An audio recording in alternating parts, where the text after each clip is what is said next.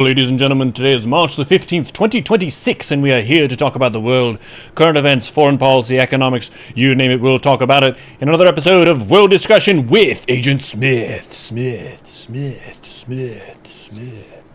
Hello? Yo, yo, yo. Hey, how are you? I'm doing pretty well. I have some fried chicken here. That's always a Nice. win. Yep. An ideal state of affairs. Amen. We've had a spicy week here in South Dakota. There have been some forest fires. Oh, And my brother is a volunteer firefighter. And he's definitely out there in the fray, trying to put out a huge, raging forest fire. He ended up being safe, which is good. Took a little bit of damage, got a little scratch on his face doing the amazing, heroic rescue work. But firefighting is tough business, and it took a long time. He ended up being out there from about 2 p.m. until 9 p.m. So 7 hours wow. of fighting a fire. It's just been a dry winter for us, and I think it was a transformer box that fell down and then caused a spark, and it was a very windy day, so anytime it's windy, little sparks can catch fire in the surrounding area, so fortunately we're okay. But that was a eventful part of the week. And there's Oh. been, as you can see, no shortage of drama this week. Off the top of my head, there's the Iran war stuff continuing apace, which I'm sure you've got plenty of notes on that. Oh, And yeah. I saw there was a $10 billion TikTok deal as well. Yeah. Yeah, that's out there. I have some notes on that too. I see.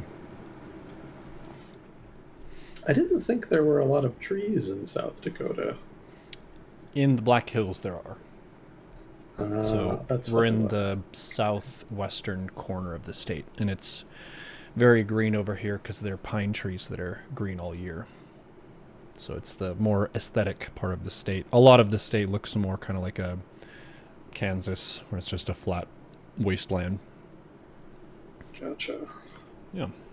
I always forget about the hills up there. Mm-hmm. Well, I want you to know that I did do the 15-minute walk thing that I missed last week. Nice. How was it? I am indeed very out of shape, but I did manage to finish it. That's progress. Good work. Proud of you. Yeah, if not for that rain last week, I would have done it then and just forgot about it. So Mm-hmm. got it out this week instead. Nice. I've been doing a 10 push-ups per death challenge in Dota. Oh, you're And still doing that? my Dota rank has stayed about the same, but my arms are huge, so There you go. we created a win condition. Nice. Mm-hmm. Coming out ahead. People are understandably excited for this segment. We had about 9 people ask about you before we got started. Is there Agent Smith today? Is there Agent Smith today? One of them, there was like a less than a minute turnaround between 2 different people asking. So it's a very desirable segment we have going here. Thanks to Oh, you. nice. Well, thanks to me and you more than anybody, and also Donald Trump. Gotta give credit where credit's due. For the endless flurry of things to report on. Oh, yeah. Yeah, there's always something going on with them. Well, what did you want to start with?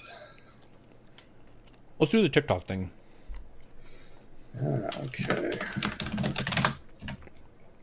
So we've been putting off doing the trade update, and that's actually part of the trade update. So let's see. Oh, no.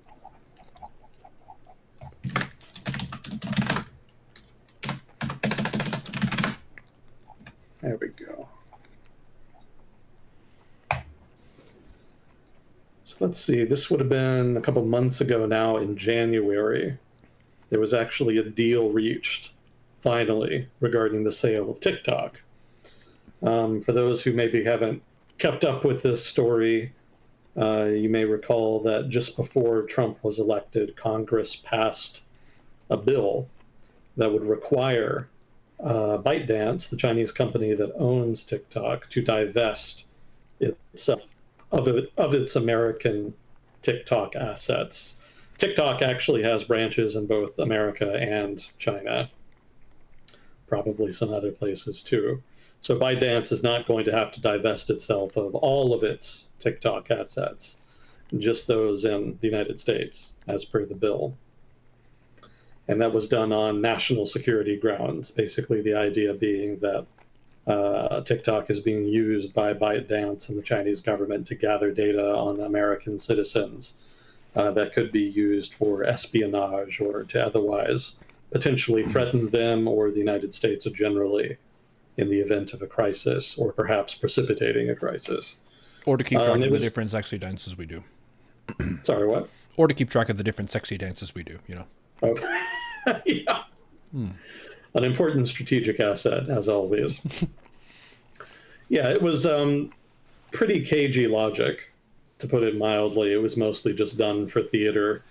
Politicians loved grandstand about being tough on this, that, or the other national security threat. So that was one example. And so there was a time limit that was put on it. It was supposed to be done within a couple of months. Trump was elected after the bill was passed. And when he assumed the office of the presidency at the beginning of, well, near the beginning of 2025, he announced basically that he was going to delay enforcing the bill, which was not especially legal, but Congress didn't do anything, and so nothing happened. And negotiations for the sale of TikTok continued well past the deadline. And the president seemed to be angling for a sale to people who were basically politically connected, or to American corporations generally, one or the other. And those negotiations dragged out up until basically January of this year. And there was a consortium of different companies that are going to buy TikTok from ByteDance. I think I have a list here somewhere. So it's going to be a majority American-owned joint venture. And Oracle, the networking company, is going to have a important role as a security partner. Apparently, they're going to be responsible for quote-unquote data protection, algorithm security, content moderation, and software assurance. But there's a bunch of other companies also that will be participating, that will also own shares in the company. Let's see. American and global investors will hold 80% of the venture. ByteDance actually will still own some, 19.9%, according to my notes here. So they'll still be in there, but they're not going to be anywhere near a majority like they have been. There's going to be 3 managing investors. Oracle is one, as mentioned. Another one is going to be Silver Lake, a private equity firm. And then there's also going to be a firm called MGX, which is an investment firm based in the UAE. And each of those aforementioned firms will hold about 15% of the firm. Some other firms involved include the Dell Family Office, which is apparently the investment arm of Dell Technologies. And then just a litany of other companies that own smaller amounts: Vestmere Strategic Investments, Alpha Wave Partners, Revolution, Meritway, Vianova, Virgo LI, and NJJ Capital. So there's a whole bunch of companies that are going to be participating in the buyout.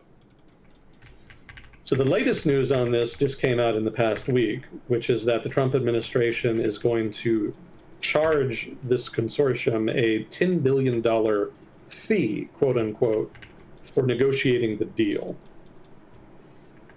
And this is weird on a couple of levels. For one, it's not abnormal for a partner or agent of some kind who is responsible for negotiating a major deal like this to get a large fee. That's not necessarily new. it's extremely unusual for that agent to be the United States government. And even in cases where the agent in question is not the US government, $10 billion is a lot. That's unusually high. Also, there's no clarity on where this money is actually going to go. It seems like it's just going to be paid to the executive of the US government, and then they're just going to do whatever with it, near as we can tell. So, obviously, this is going to set a bad precedent, because when you just have an incentive for a government, an incentive for a government to intervene unilaterally in the private sector and force companies into deals where the US government gets a fee, that incentivizes further incursions, whether they're justified or not. And also there's obviously an issue with corruption where the money, again, is unaccounted for.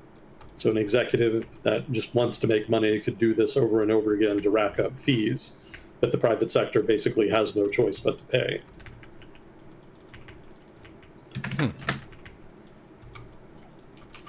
So more shenanigans from the Trump administration. Sorry, go ahead. It could just be personal money for him and his people?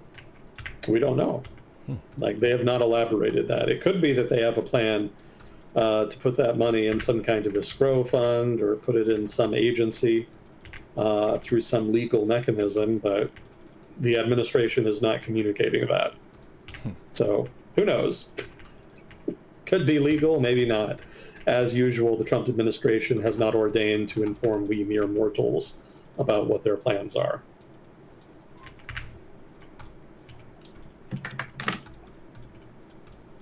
So that's the story with the $10 billion fee. It's a steep fee. Yeah.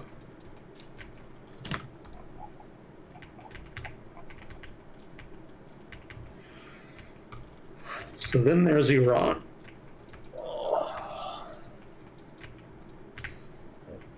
Is there anything else you want to get to before we do this? Because this one's going to take a while.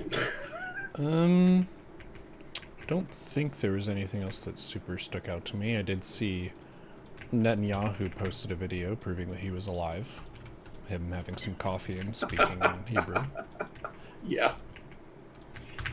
Yeah, the Iranians made some claims that they had killed him, so came out with that video. A little bit of trolling there. I don't think anybody doubted that he was still alive. But he couldn't resist the temptation. Well, by and large, the conflict has continued more or less as it has been. There hasn't really been any big new developments, but there have been some signals about some potential big developments in the make. So we'll get to those. Just to start with, outlook and objectives. So what new evidence has emerged about just what the fuck Washington is trying to do, and what is the outlook for the near future? So the military apparently had and has a 4-phase plan for its operations in Iran. The first phase is, where is it? Initial strikes. Second phase, control of Iran's airspace. Third phase, stabilization. Fourth phase, withdrawal. This came from a reporter working for The Atlantic who did an interview with some unnamed officials in the military. So if that's an accurate representation of the ongoing operations, then presumably we're in phase 3 right now. Because the initial strikes obviously are over. And I've read statements from the Israeli government arguing that they have control of Iran's airspace. So presumably then ongoing military operations are focused on stabilization. I don't really know what's meant by stabilization. Presumably that refers to dealing with whatever retaliation the Iranian government's had planned for the strikes and reaching a point where some kind of deal could be made wherein we could reach phase 4, withdrawal. That's my best guess. Not entirely clear.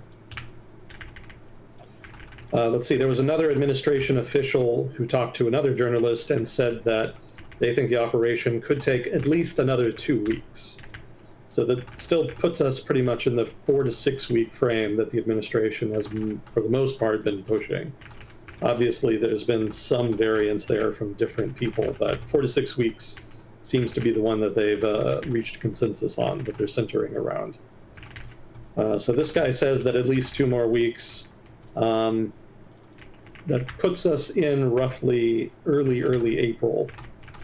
And then at that point, it'll just be 2 more weeks until we hit that 6-week point that they say is the maximum amount within their announced range. So things by that measure are still going nominally according to plan, but they seem to be kind of pushing down towards the latter end of the 4 to 6 week range now. Let's see. So what about Iran's nuclear program? Nominally, it was used as part of the justification for these operations, this war, whatever your preferred nomenclature. But the administration notably hasn't announced that it's actually struck any targets related to the nuclear program. That doesn't necessarily mean they haven't, just that they haven't announced it. But the fact that they haven't, given that they've announced and bragged about hitting just about every other target that they had as an objective, that may well be evidence that the nuclear program was not a major objective here, which makes some sense since they had gone after it pretty hard in the conflict last summer when they were targeting the nuclear program.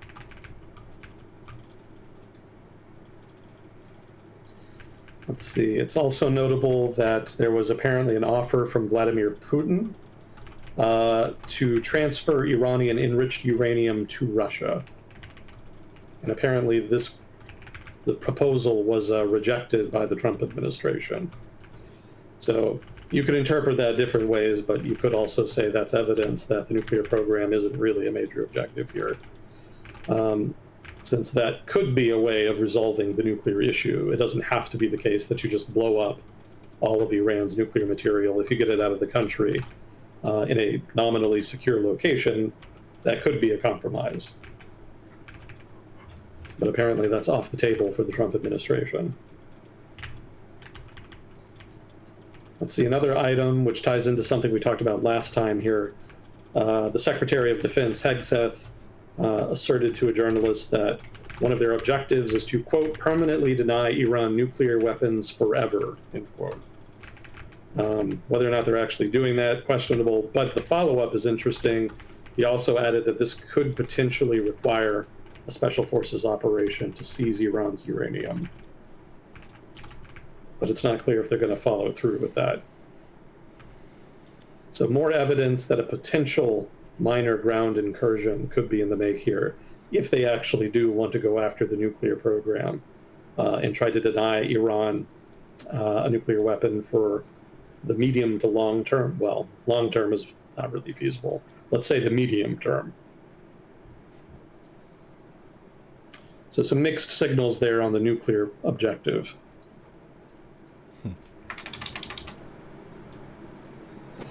Okay, so some revisions to objectives here. It kind of seems more and more clear that the conflict was mostly started to target Iran's missile program. There's been lots of mixed signals on going after their nuclear program, and the proxies don't really seem to be an objective here. So the only other major item they seem to be going for is the missile program. Nominally, they said regime change, but I don't think anybody really expects that to be a primary objective at this point. It seems pretty clear that was at best a secondary objective. So the missile program and the underlying military-industrial complex that underlay the missile program, that seems to be more and more the primary objective here and has been from the start. So if that is the main objective, what are the implications of that? What can we infer if that is narrowly the main and only substantive objective?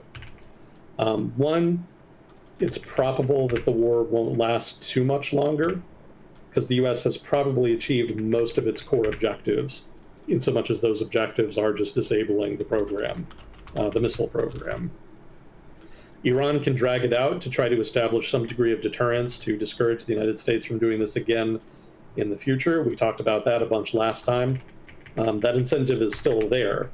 But otherwise, the United States government may actually be in a position where it's now looking for an exit, having achieved its main objectives. There's also an incentive here for Iran to hold back. If regime change is not actually a primary objective and the US government isn't serious about going after it, that means that this conflict is actually not existential for the Iranian government. And that would suggest then that they have a reason to hold back from prolonging the conflict indefinitely, and also an incentive not to use everything they have on tap as far as military capability. So longer term, if the regime does survive, which seems pretty likely at this point, it's still going to be pretty weakened. So another potential implication here is that there's going to be a much stronger incentive for the Iranian government to seek out a true strategic alliance with either Russia or China, if not both. Because as we've discussed before, they don't have a real alliance there. There is no mutual defense obligation that exists between any of those parties. But given how weak Iran is likely to be militarily coming out of this conflict, the Iranian government may seek out substantively some degree of security commitments from Russia and or China. Another more abstract implication here, if it is the case that the regime is able to hold on to power, it could be that there are elements, if not broad swaths of the American public, that believe that the Iranian opposition has been discredited as a viable alternative to the Islamic theocracy that currently runs Iran. And that may result in the legitimization and embrace of authoritarian regimes as the least bad alternative to chaos. We kind of saw a degree of this after the Iraq War. The Iraq War is still controversial. There's pretty much nobody agrees on why the war started, even to this day. But there was a cohort of the going public in the United States that came out of the Iraq War believing that basically Iraq was, quote unquote, incapable of democratic governance, and that the war was a waste of time on that count. But this particular cohort didn't necessarily think the war was a mistake, broadly speaking, just that trying to create democracy within Iraq was a mistake, if not the core mistake, behind Operation Enduring Freedom and subsequent operations in Iraq after the war. So you could see more of this sentiment, that basically it's pointless to try to uphold human rights and representative government in a region that is, again, quote unquote, incapable of it, and that it's better to just prop up authoritarian regimes in the region in lieu of any real alternative. And that's dangerous because it kind of sets the United States up to kind of maintain a sort of Eastern Bloc situation in the Middle East, where we're propping up authoritarian regimes to try to suppress popular sentiment in the region. That's not going to end well. It won't end any better for the United States than it did the Soviet Union if that does happen. That's kind of speculation on my part. We're still a ways off from that, but if that trend does continue and is accelerated, that could be where we end up. Something to keep in mind here as the political ramifications of the Iran conflict continue to proliferate and manifest over time. So let's see, I read an interesting critique as well about the operations, which I thought was worth reviewing briefly. One is that if the Trump administration wanted to just go after Iran's ballistic missile program, for one, he could have just narrowly focused U.S. strikes on missile launchers and production sites. This would have basically mirrored what the Trump administration in Israel did last year when they were targeting the nuclear program very narrowly. That would have significantly narrowed the scope of operations. It would have shortened the time frame. Basically they could have done it much faster. And it also would have limited Iranian retaliation. There still would have been significant retaliation, but there would not have been any of the uncertainty about regime change as an objective, and so the Iranian government would have had more incentive to hold back and not escalate things. The author also pointed out that they could have just let Israel carry out the attacks with nominal U.S. support, and that would have limited the fallout in the region writ large. So both of those would have been potential alternatives that would have limited the fallout to the global economy, specifically by way of closing Straits of Hormuz. That may not have happened if they had limited operations in this way. Also, the author points out that if they did actually want to topple the regime, they could have helped organize and support Iran's opposition forces and figures, and also nurtured and supplied the movement to ensure that it was equipped such that it could take advantage of the opportunity represented by a weakening of the government. And none of that really seems to have happened. Again, the logic seems to have been that if they did bomb Iran to the degree that they have, then the regime would have buckled and collapsed, or alternatively, come to the table and basically surrendered to some degree. Wishful thinking in the extreme, if that is an accurate representation. Okay, so one of the big items that came out in the past week is the story around Karg Island. So if you haven't heard of Karg Island, it's an island just off the coast of Iran. It's Iranian territory that holds a significant amount of Iran's oil exporting infrastructure. Something like 80 to 90% of the oil that Iran exports goes through Karg Island. So that's an important strategic choke point for Iran's political economy. You know, they are still disproportionately dependent on oil exports for government revenue. So if anything happens to the oil export terminals on Karg Island, they're going to be in even more trouble than they already are, economically speaking. So this is significant because operations have started to shift to focus on Karg Island. Donald Trump came out and threatened to destroy oil infrastructure on Karg Island if Iran does not open the Straits of Hormuz. So it's not entirely clear if that's a credible threat, because one of the things the United States and Israel have gone out of their way not to do is target Iran's oil infrastructure for fear of creating knock-on effects on the global economy from disruptions to the flow of oil. A significant spike in the price of oil could potentially be very disruptive, especially if it's prolonged. And if you destroy oil infrastructure, it will be prolonged. Trump himself has come out and said that people shouldn't worry about the recent spike in oil prices because the conflict is going to end soon, quote unquote, and that when it ends, oil prices will probably collapse back downwards.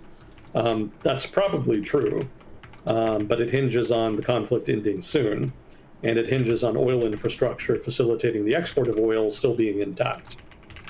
And both of those may now be in doubt. So there was also some news that a Marine Expeditionary Force in Japan is being mobilized and dispatched to the Persian Gulf. And so that's led to some speculation about why that deployment is happening. So it may be the case, and this is pure speculation, that they may be planning to send the Marines to Karg Island, possibly to destroy oil infrastructure, or alternatively, just to hold the island and use it as leverage in any potential negotiations for a ceasefire. Now again, Karg Island is very, very important to Iran, so using it as a bargaining chip could be very useful. However, the downside is that it would involve ground operations. The island is pretty small, so it shouldn't be too hard for the Marines to take it, but then there's the possibility of guerrilla warfare on the island. And also, the island being very close to mainland Iran would be imminently in range of the whole range of Iranian munitions. So probably they would come under significant bombardment. How many guerrillas are on the island? Sorry, what? How many guerrillas are on the island? Oh, okay, a joke. Took me a minute. Oh. As far as I know, there are no actual guerrillas on Karg Island. Okay, well, guerrillas are strong, so it's not a bad idea. Now, one thing I did think of here is that Iran could send a signal about its commitment to prolong the conflict by disabling or raising oil infrastructure on Karg Island itself, if it thinks it's about to lose the island to a ground incursion by the USMC. That's the U.S. Marine Corps. That's pretty unlikely, given, again, that I'm sure the Iranian government wants to preserve that infrastructure as best possible, but that would send a very strong signal. That would basically signal that they're very serious about establishing deterrence here for the future. And again, if they're going to lose it anyway, they may figure it's pointless to hang on to it.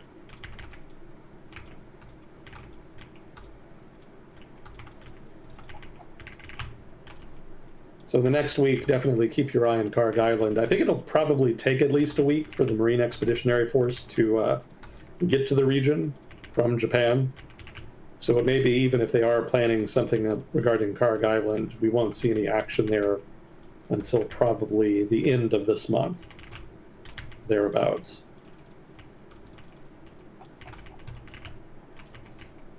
Okay, so Straits of Hormuz, obviously they've been closed. There's been dramatic fallout as far as cutting off the world from its premier source of oil. So the developments on that front over the past week, CNN cited a source that received a classified briefing regarding the Trump administration's operations vis-a-vis Iran. And apparently the administration underestimated Iran's willingness to close the Straits of Hormuz. Partly because they did not think Iran would do it, because they believed doing so would hurt Iran more than the US. Some of the underlying logic there is that Iran threatened to close the Straits after strikes on Iran's nuclear facilities last summer in 2025, but did not follow through with the threat. So apparently that undermined the credibility of the threat sufficiently for the Trump administration to think they would not do it this time. If that's true, that's a gross miscalculation, because even if you think that there's an incentive for the Iranian regime not to do it, it's a big enough deal that you should still plan around it. Like, closing the Straits of Hormuz has been in the Iranian playbook for decades. And if you are going to threaten a regime change, then certainly that's a page in their playbook they're definitely going to consider playing. So this is pretty strategically stupid if it's true. Yet more evidence that this operation was not especially well planned.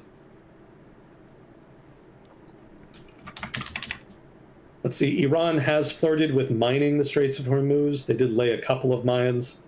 But I did read from one analyst that it's unlikely that they will go all out to fully mine the Persian Gulf. The reason being that doing so would actually be a problem for their oil exports. And this may surprise you, but Iran is still exporting oil during this conflict. It sounds strange, but the United States has not shut down the Straits of Hormuz, nor has it targeted ships exporting Iranian oil, interestingly enough. It kind of makes sense since, again, the United States has an incentive not to disrupt the global supply of oil. And going after Iranian oil infrastructure and ships would do that. So that's meant that there is actually an incentive here for Iran to keep the Straits of Hormuz open to some degree, at least for itself. And that means then that there's a disincentive to go all out in trying to mine the Persian Gulf to shut down shipping. If they were to mine it, couldn't you see that process and stop them doing that? Like, how do you mine the waterways? You have to have a boat, and the mines are on the boat, and you put the mines in the water?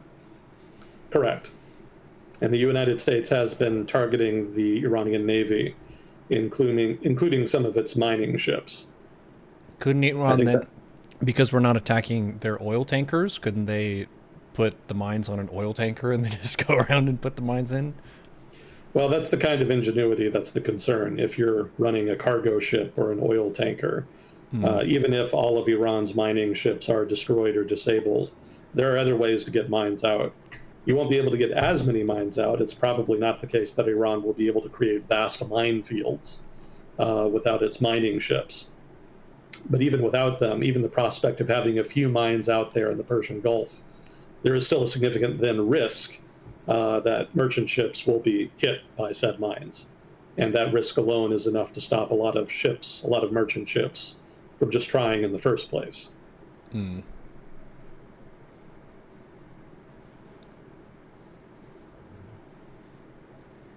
Let's Random see. question from chat regarding this whole ordeal. Do you take biblical prophecy into consideration? I do not. I know that's a motivating factor for some politicians, certainly on the far right in Israel and then a couple of the evangelical guys here in the United States. But no, I don't think that's a driving force here. I don't think we talked about it, but there actually was a report to a watchdog NGO in the United States that a couple of ranking officers in the US military did tell some of their staff that the war was a part of biblical prophecy and that they were paving the way for the return of Jesus. Yeah, some of their staff members apparently didn't like that and made anonymous reports about it to the watchdog. So, those guys do exist, but again, I don't think that's a primary impetus here. I think there are strategic considerations on the part of Israel, especially, that are more the driving force. If it is the case that the United States mostly ended up involved because of lobbying by Netanyahu and the Israeli government, that might be one of, if not the most single successful lobbying effort in the history of lobbying.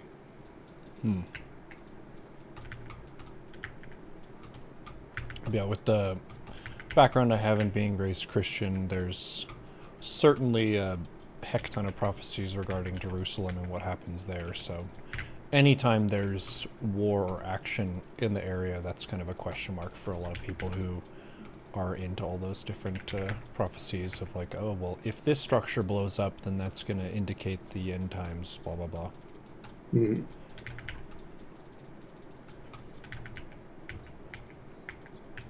Let's see. I lost my place. Let me find it. Oh, right. Okay, so the U.S. government has talked about escorting oil tankers as well as just merchant ships generally. But there's no traction on this yet. Well, there is some traction. They are moving in that direction. They have made some announcements that they're going to do it, but it hasn't started happening yet.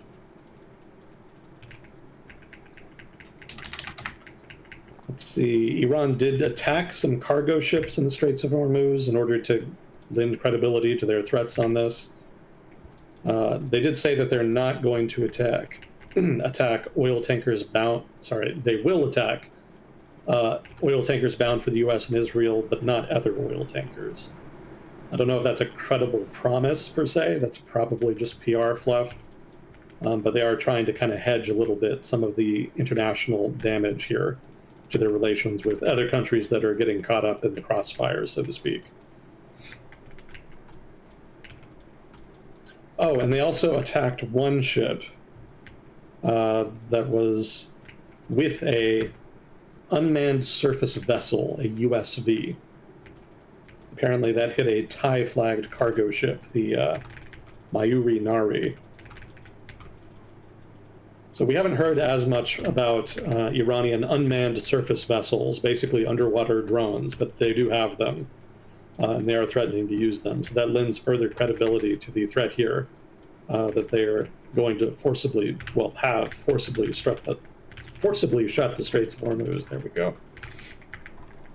And I'm not really aware of defensive systems that are designed to disable or destroy unmanned surface vessels. I've heard there's a lot of systems that are designed to hit flying drones, but I'm not aware of any that can sort of act as a defense here against underwater drones. So I'm sure the United States has some kind of system in place, and if they don't, they can always just try to rush something. But this will definitely be an advantage here for Iran in at least the short to medium term.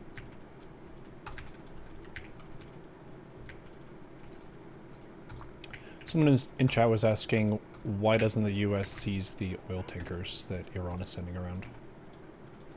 Because we took the Venezuelans' oil tankers, right? We seized them, but we also then said that we would sell the oil on them onward and keep the money for ourselves. Yeah, why don't we do that? I don't know. They haven't announced it. Near as I can tell, they haven't done it. They seem to be just letting them go. Weird. Yeah. Maybe they figured they didn't need to. Maybe they figured the conflict would be over by now. Maybe that's more evidence to that effect, but anybody's guess. Doesn't really make a whole lot of sense. The only rationale I can think of is they just want to minimize disruption to oil markets. And seizing vessels like that would result in a spike in prices, even if you announce that you're going to sell the oil on them. That's still a problem for oil markets. But like you say, you can mitigate that to a degree, and they don't seem to be doing that.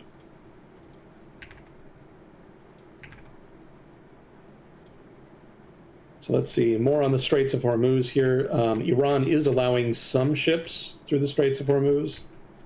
There was a period a couple days ago when they went 24 hours without hitting any cargo ships. And the Iranian government elaborated again that it wants to focus on attacking Western vessels. So they're saying that they're not attacking everybody. But there's a monitoring group that says there's been no consistent pattern in the ships that have been targeted. So it seems that Iran's philosophy here, its strategy rather, is to intermittently attack ships, which may be the most they're capable of at this point, to raise the risk of sailing the Persian Gulf enough that merchant vessels don't do it. So their ability to forcibly fully shut down the Straits of Hormuz is pretty suspect at this point, but they don't have to fully shut it down via military means. It's enough just to raise the risk level such that insurance companies will tell ships that are paying for their services that they won't cover it, and that'll be enough to basically shut down the straits indirectly.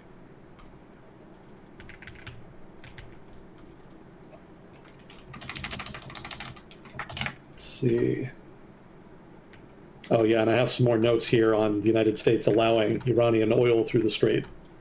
Apparently, Iran has managed to ship 11.7 million barrels of crude oil through the Straits of Hormuz since the conflict began on February 28th. Apparently, these were all headed to China.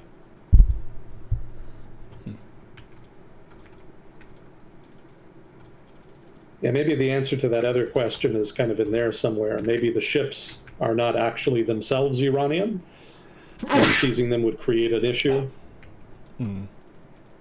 Yeah, thinking about it now, oil tankers going to Venezuela were almost all owned by either the Iranian government or by, I don't want to say pirates, but basically shadow firms of one kind or another that were operating clandestinely. So seizing vessels like that is not as controversial as sending fully legal vessels that are not owned by the country you're targeting or by shadowy, smugglers of one kind or another. And it could be that some of the ships were actually owned by Chinese firms. So seizing vessels like that may have been seen by the administration as too much of an escalation, too much of a risk. Again, pure speculation on my part. Again, I have just no idea why they would not do it. I did have a note here, though, about energy dependence as a deterrence to conflict. That had long been the logic behind a lot of peaceniks who had argued that conflict wasn't likely between, say, Ukraine and Russia, or maybe more broadly, Russia and the West. Just that dependence on Russian energy and the Russian dependence on selling that energy seemed to be a big enough deterrent, at least in the minds of a lot of European strategists. And also there was similar logic on the part of some strategists who had argued that a conflict with Iran was unlikely for similar reasons. The disruption to the global oil trade from a major conflict involving Iran and the West, or more specifically, the United States and Israel, they argued would be too large to allow for an actual conflict. And, well, as we can see, none of that logic has checked out. To be fair, I think a lot of the underlying sort of realism, the underlying logic, still holds some water. Like, there is a disincentive to conflict represented by energy dependence. But I think the logic fell apart because it did not account for personality. Raw strategic interest is not the only factor when determining when to start up a conflict. To a certain degree, there's an intangible factor at play that deals with human unpredictability, ego, self-interest, etc. And you could argue that those were more important drivers leading Putin to start the conflict in Ukraine, at least in its 2022 iteration, and maybe more important determinants here for Donald Trump and his administration in starting the conflict with Iran.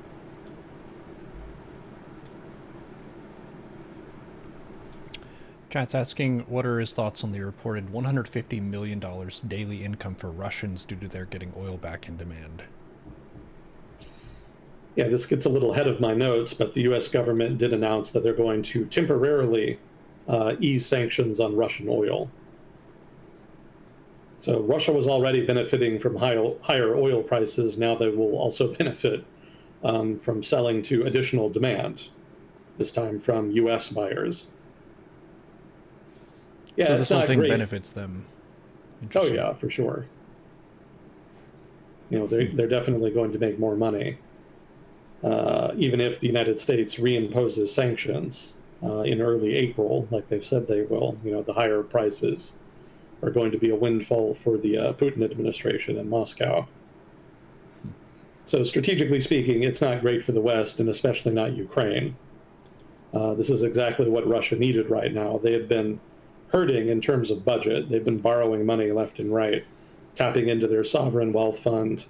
Wasn't entirely clear how the Russian government would continue paying for the war going into 2026, certainly in the later stages of 26. But now they've got at least part of the answer. I don't know that this will be enough to really pay for significant amounts of the war effort in Ukraine. It's very expensive.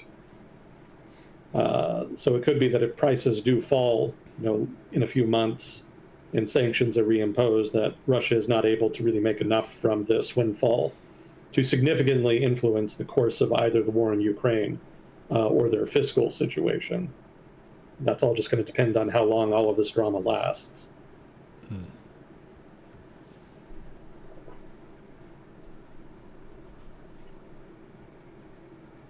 Let's see here. Donald Trump made a statement earlier this week that he was considering, quote unquote, taking over the Strait of Hormuz. Not sure how he's going to do that, but I kind of file that under evidence for ground incursion, because that seems like about the only way that he could actually do that. More likely, it's just more shit talking. He's obviously notorious for that. So he may just be here using cheap talk to try to intimidate the Iranian government. Anybody's guess. But hypothetically, one way you could seize the Strait of Hormuz would be seizing Iranian territory along the northern part of the strait.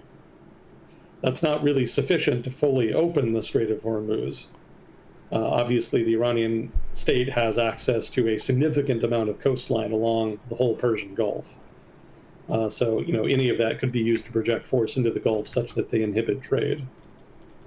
But it could be that the Trump administration wants to threaten that, or maybe even seriously think about it, to use any territory seized as a bargaining chip in negotiations, and also just as additional pressure on the Iranian government. So in the past few days, the Trump administration has called for an international coalition to open the Straits of Hormuz. I should call it Strait of Hormuz. To open the Strait of Hormuz. He apparently called for 5 nations in particular to contribute forces to a mission to do so. France, the United Kingdom, Japan, South Korea, and China. Thus far, the states called upon have been non-committal in their responses to this entreaty. China, I thought, was an especially interesting choice. China does have an incentive to fully reopen the Strait of Hormuz. So it's not entirely outrageous to ask them. But of course, they also have no incentive to help the United States in its little adventure here. So the statements from the Chinese government thus far have been largely entreaties to cease operations and end the conflict. Japan is another interesting choice here. They do have naval assets they could use to contribute to such an operation, but the pacifist clause of their constitution limits their ability to do so. I think this will be very tempting for the current administration, though, because as we've discussed before, the current prime minister is relatively hawkish and has already announced that they want to look at constitutional revision again, as predicted. So they may see this as an irresistible opportunity to undermine the clause of that constitution and get the Japanese military back into international relations. We'll see what happens. Probably they won't do anything, would be my guess, but we'll see. France and the UK definitely have the capacity to contribute resources, but they've been very skeptical about this whole conflict from the start. Now, the French government did announce that they were deploying some assets to the region to try to reopen the Strait of Hormuz, but they announced that unilaterally. It's not clear if they're interested in actually participating in some kind of joint operation to open the strait.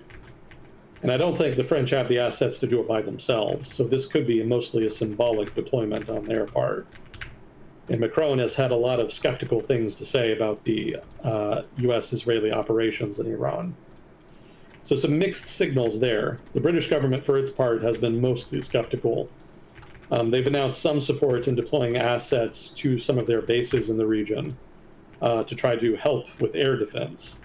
But that seems to be about the extent of how much they want to get involved.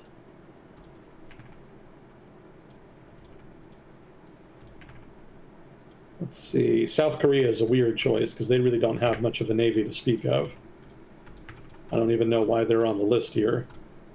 Presumably because the United States has relatively more leverage over them on account of the importance of the alliance with the United States.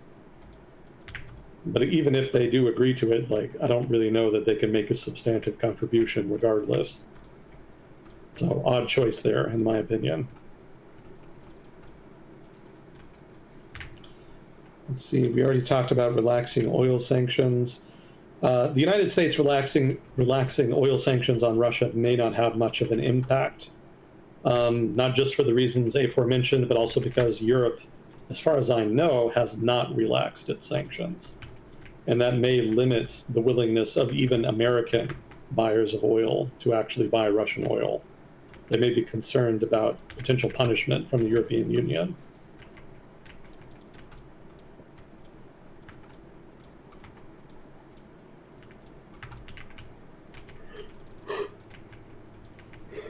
Excuse me.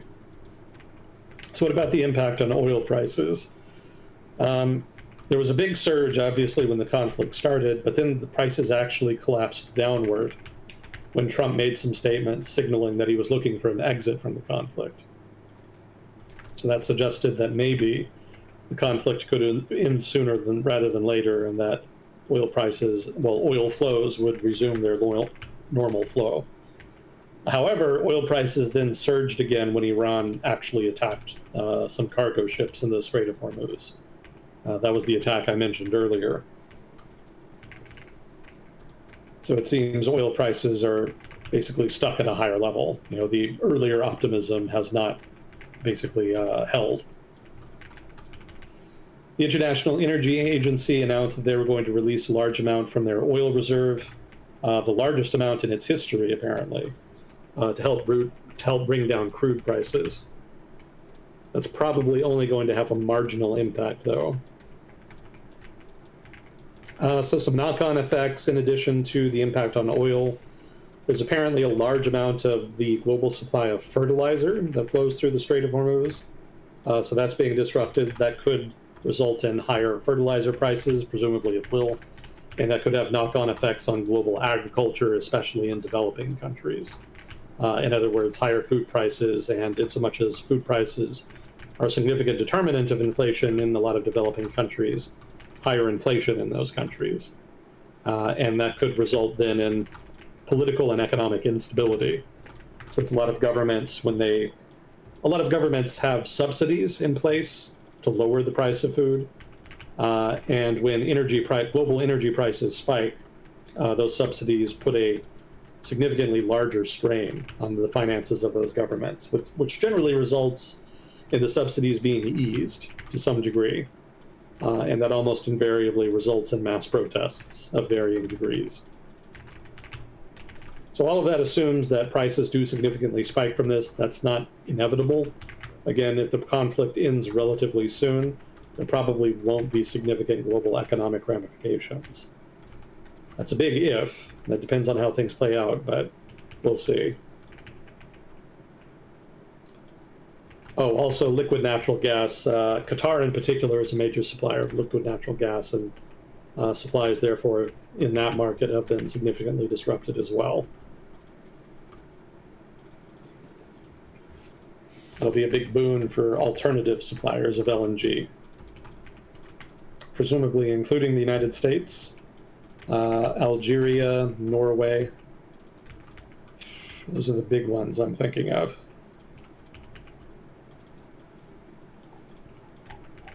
Okay, so that's it for notes on the Strait of Hormuz. Let's see. So Iran's retaliation. So Iran in the past week apparently did successfully hit a few radar stations.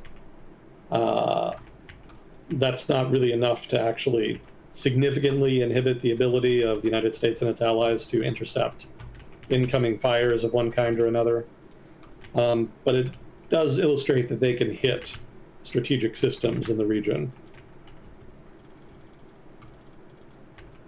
And as a side note here, even if land-based radars are disabled or destroyed, my understanding is that a lot of land systems, and certainly systems on naval vessels that are designed to shoot down incoming ballistic missiles or drones or what have you, are interconnected to some degree via data links. And so even if you destroy the ground-based radars, that still leaves the radars on the US naval vessels intact, which can be used as a backup. I'll defer on chat as to how true that is, but that is my understanding. So it's not enough to go for the ground radars. You have to actually also go after ships.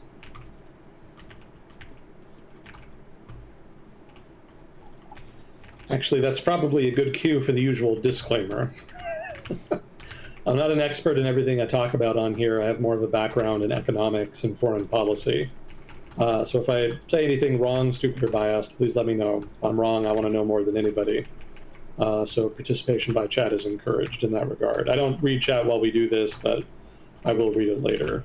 And we do enjoy the feedback we get on here.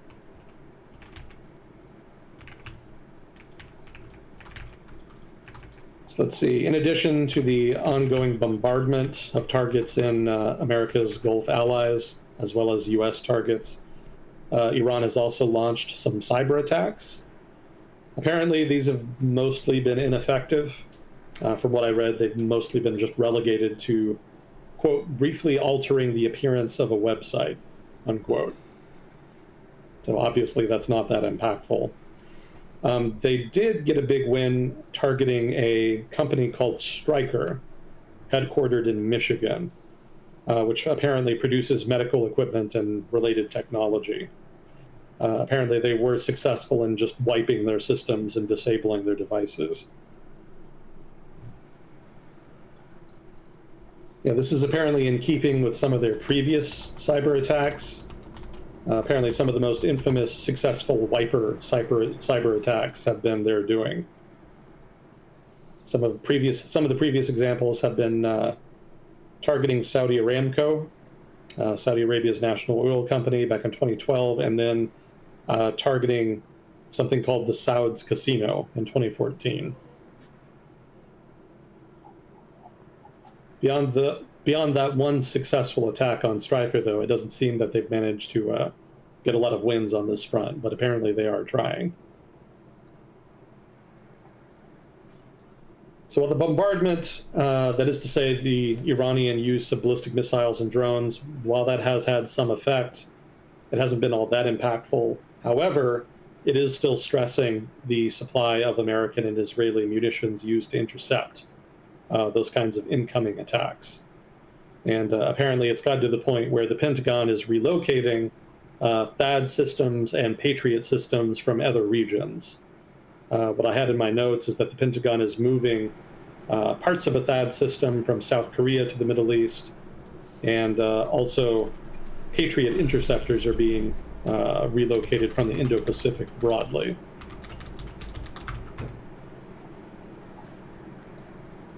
And also Iran has supposedly either planned or incited at least some terrorist attacks abroad in retaliation for the conflict.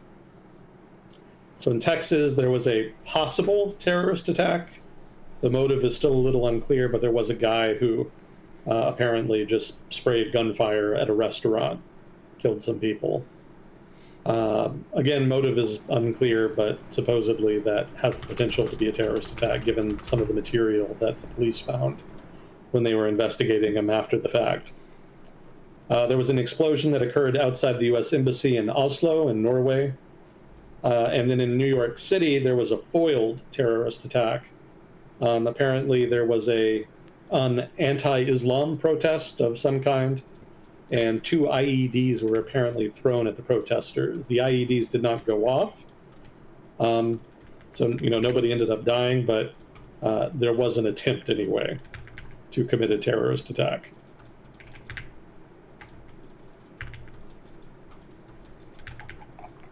Chai was asking, in the case that the conflict was over quickly and the U.S. got its objectives, what's the ideal outcome? Like, what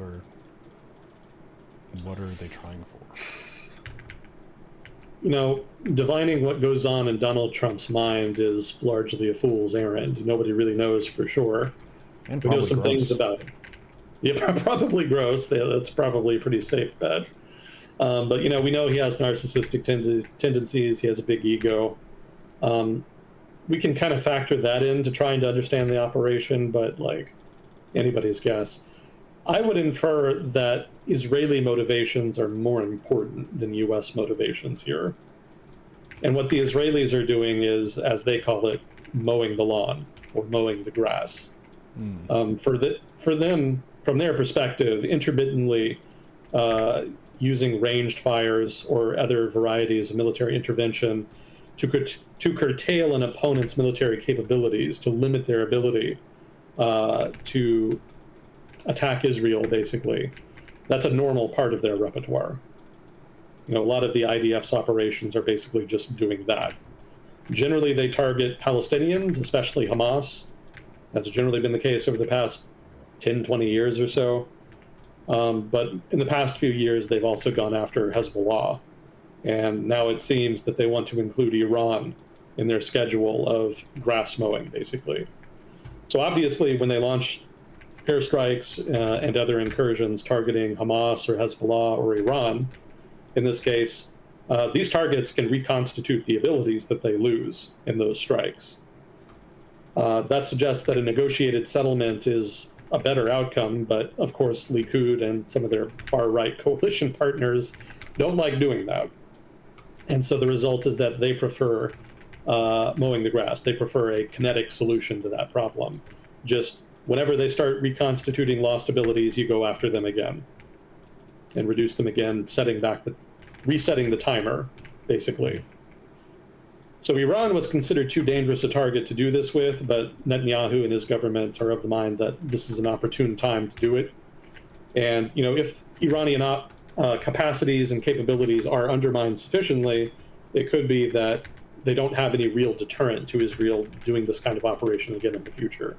So the Israeli government may see that as preferable to a circumstance in which Iranian capabilities just get more and more dangerous over time. Not just the nuclear capability, but also the ballistic missile capability and potential other capabilities that the Iranians may develop over time. So the desired outcome is basically just one. This again is the Israeli perspective. The desired outcome is one in which the Iranian government is just weakened, broadly speaking, especially militarily, possibly also economically and politically, but primarily militarily, I would think, is their main objective here. And if they start reconstituting those lost capabilities in the future, ideally from the Israeli perspective, Iranian capabilities will be so weakened from this conflict that they could intervene again at low cost and keep those capabilities low. So that, I imagine, is the ideal outcome for the Netanyahu government in Israel. The United States government, presumably Donald Trump himself, was probably convinced by Netanyahu that some of the more rosy predictions for outcomes here were likely, like the regime falling and whatnot. Again, that's pure speculation on my part. I really have no idea what Trump and the administration more broadly really wants to get out of this. It could just be that Trump wanted something flashy. He's shown a predilection for using violence to solve international issues. As we discussed last week, this is something he wanted to do. Things like this in general are things that he wanted to do in his first term and didn't, because he kind of got talked out of it. Now in his second term, there's not nearly as much of a barrier, and we're kind of seeing the unfiltered, unvarnished Trump foreign policy. So it might be that this is just a manifestation of that tendency to prefer violent, flashy solutions that preferably are over and done with relatively quickly. The proverbial short, victorious war. I still maintain that Trump himself, if not also his administration writ large, is fundamentally risk averse and don't like doing things unless they think it's going to be cheap and short term. I think that was the underlying logic for the Venezuela operation. Just grab the president and mitigate the likelihood of any escalation. And I suspect that the only reason Trump was successfully talked into the Iran operation is because he was convinced that any operation, any conflict with Iran would be similarly short term and minimally costly. I could be wrong, but that's my perspective on Trump foreign policy. Fundamentally risk averse, and if they do something relatively risky like this operation, my inference is that he was talked into it. I kind of wonder if the conflict does not turn out to be short term, if there won't be some friction between Netanyahu and Trump as a result, if Trump does begin to feel that he was conned, so to speak. We'll see. That's all speculation, but something to think about. Wait, did that answer? What was the original question? What would the win condition be for the U.S. if this was over quickly? Right. And you were saying that it's more of Israel's objective than the U.S. Yeah, I've got to think that they're kind of going by Israel at this point. If the U.S. does have its own objectives, it's not really sharing them. And I suspect the Trump administration is partly doing that on purpose so that they can keep it open-ended, so they can just declare victory and go home later whenever they want. Trump has done this on a lot of issues, not even just foreign policy stuff. So it may well be that there are no real objectives for the Trump administration. They're just going to do stuff, see if they can get anything out of it, and if not, leave. Just call it a day, move on to the next thing. I think I've used the tree shaking analogy before with Trump. He has a predilection to just shake the tree and see what falls out.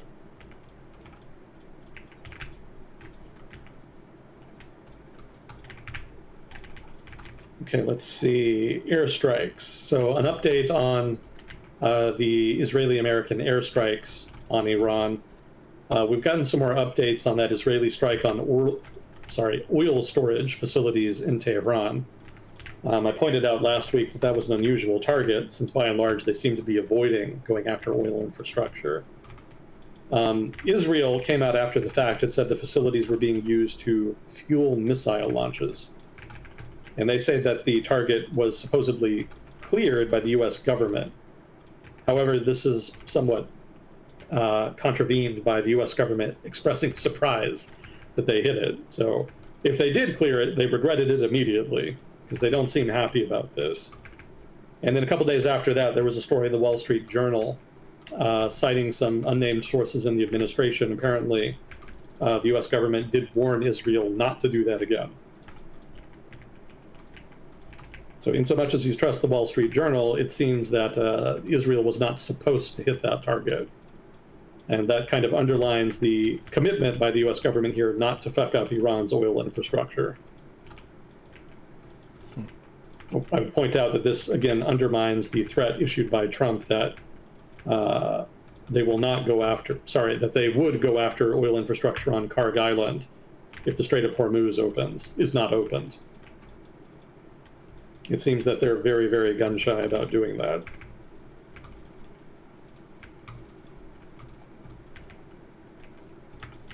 Let's see, what about Iran's proxies in the region? They've still been pretty quiet. I went and tried to get an update on what the Houthis are doing in Yemen, and apparently, despite saying that they would, they have not actually started attacking shipping in the Red Sea again. Make of that what you will. So the Red Sea is still open, apparently. There was a drone strike. I should say there was a drone launched by an Iraqi militia that hit the U.S. Embassy compound in Baghdad's Green Zone. Apparently, they actually did disable the embassy's CRAM air defense system. I still think of that as the CWIS system, but I guess I'm just old. If you don't know what the CRAM is, that's basically that giant Gatling gun that's designed to shoot incoming munitions. It was originally created by the U.S. Navy as a last-ditch defense against incoming anti-ship missiles. It's since been repurposed and redesigned to defend fixed installations from incoming fires like mortars, artillery. I don't think artillery so much. I've heard it's been used against mortars, but anyway, incoming munitions like rockets, drones, and maybe indirect fire as well. And apparently some Iraqi militia was able to get a hit on the CRAM system in the embassy compound. Let's see. Russian support. So supposedly it's been confirmed that Russia is supplying Iran with Shahed drones to use against the United States, Israel, and their allies in the region. The U.S. isn't really in a position to criticize another country for supplying Iran with munitions, given that the United States is doing that at scale with Ukraine. So I don't know that there's a lot that can be complained about there. But hypocrisy has never been a barrier for the Trump administration, or certainly for the U.S. government in general historically, so maybe that doesn't mean anything. Regardless, that is helping that is helping Iran shore up its supply of Shahed drones, and it is helping maintain their ongoing retaliatory campaign against targets in the region using said drones.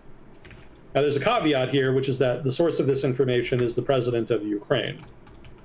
He apparently told a CNN journalist this in an interview. So obviously Zelensky is a self-interested actor here. He has good reason to want to undermine American relations with Russia. So it could be that he's bullshitting somewhat here. I don't think it's a stretch that Russia might supply drones to Iran to help them. You know, that's hardly unreasonable, but I haven't seen any actual proof yet. And I don't know, again, that Zelensky is necessarily the most reliable source on this. But it's worth mentioning. You know, even if Zelensky is wrong here, it may be that it ends up happening eventually anyway. So something to keep your eye on. Oh, speaking of Ukraine, the Ukrainian government did offer its anti-drone expertise and technology to the United States to help out with, obviously, the ongoing campaign of Iranian fires in the region. However, he did caveat that by saying that in exchange, he wants technology and weapons. No surprise. So what about the prospects for a rebellion within Iran? There's still no signs of that happening, and I would reiterate the point I made last week that even if there is rebellion that challenges the authority of the government here in Iran, it probably won't happen until after the war is over, because too many people in Iran right now are just trying to keep their head down. It's kind of hard to feel safe going out into the street and protesting your government and demanding change when shit's blowing up. Mm-hmm. So you may have to wait a while for that. That said, there is nominally an ongoing campaign, mostly by the Israelis, I infer, to try to undermine the government's ability, that is to say, to undermine the Iranian government's ability to propagate suppression, so to speak. So some examples here. One of the main tools of repression in Iran is the Basij militia. They've had checkpoints out in the street during this conflict, if not also before. Some of those have been targeted by Israeli airstrikes. And I thought it was interesting to note that the Israelis themselves came out to say that the targeting information that they use for those strikes is actually being provided by Iranians themselves via some kind of app that the Israelis set up so that they could report that kind of information.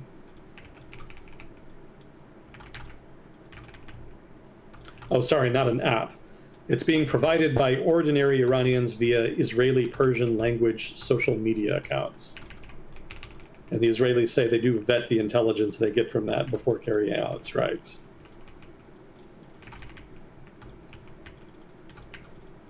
Okay, and then they also targeted a company that is contracted by the Iranian government to censor the internet for Iranian users.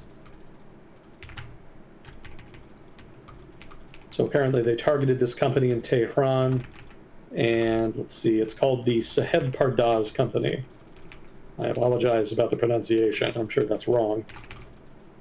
And apparently it has been sanctioned in the past for providing, quote, censorship, surveillance, and espionage tools, unquote, to the Iranian regime.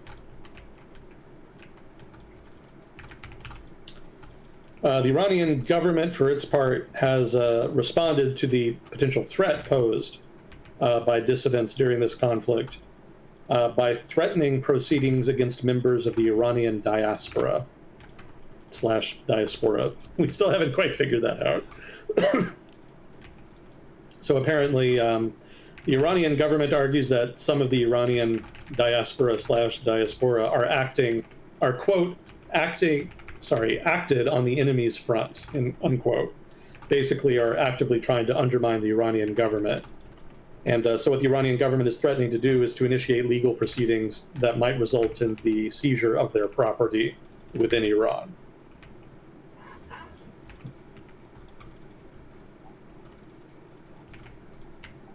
Okay, so what about some forecasting? So this kind of ties into the question that somebody asked earlier. If the US does achieve its objectives vis-a-vis the Iranian ballistic missile program and offers a ceasefire, which is then rejected by the Iranian government, what happens then? What happens if the American plan A does not work out here? So one thought here, it could be that a ground incursion then becomes inevitable. I don't think the United States is going to ever outright invade and try to conquer Iran. That's going to be too difficult. But that doesn't mean that a ground incursion is entirely off the table. It could be that a limited ground incursion is launched in order to scare the Iranian government into agreeing to a ceasefire. Even if the United States can't credibly threaten to invade and occupy all of Iran, it can credibly threaten to invade and occupy parts of Iran. And so one of the underlying threats here that the United States government might utilize is the implicit threat of partition, basically breaking up parts of Iran. I don't know if the United States government can really credibly threaten to even do that much. So that would still require an occupation, and it would be very messy. And the Trump administration, again, is fundamentally risk averse and is gun shy about ground operations. So it could be that drawing the United States into a land occupation, even one that's just meant to be a short-term threat to partition Iran, that could actually help the Iranians, because it would allow them to drag the United States into a ground conflict that could be dragged out even further and give the Iranians more leverage. I think that's an excellent reason why the United States would not do this. But again, this is just one possible option that could be used in the event that the Iranians try to drag the conflict out and reject entreaties to agree to a ceasefire. Karg Island is another example of this, as we discussed earlier. So another potential result here, it may be that another way the United States government tries to push and pressure the Iranian government into a ceasefire is by actually building up and arming Kurdish militias in Iraq. I say Iraq specifically because that's about the only credible location that could actually do this. So they could build them up into a force that could credibly threaten to Iran. They can't really do that right now, which is why I discounted it last week. But Washington may move in that direction. So that's another thing to keep your eye on. Let's see, I think, okay. So some more forecasting here. Oh yeah, partition, talked about that. Oh, another potential future flashpoint within the next week or two. So one of the OSINT sources that I was reading, one of the sources I read referenced an OSINT source, there we go, that said that there is a ship that departed China recently that is headed to Iran that may have precursors for solid fuel that is used as fuel for Iran's ballistic missile program on board. So if that's true, there's an incentive there for the Trump administration to try to stop that ship from making port in Iran, because obviously more fuel for their ballistic missiles that they're actively firing at U.S. assets in the region is not great. They're going to want to stop that. But it is actually a Chinese ship. So seizing it could instigate an international crisis to some degree. Kind of depends on how Beijing would want to respond to it. And Beijing is actually pretty risk-averse itself when it comes to international incidents. But that's going to be something to watch in the next week or two. There could be a desire to make a play there on the part of the Trump administration.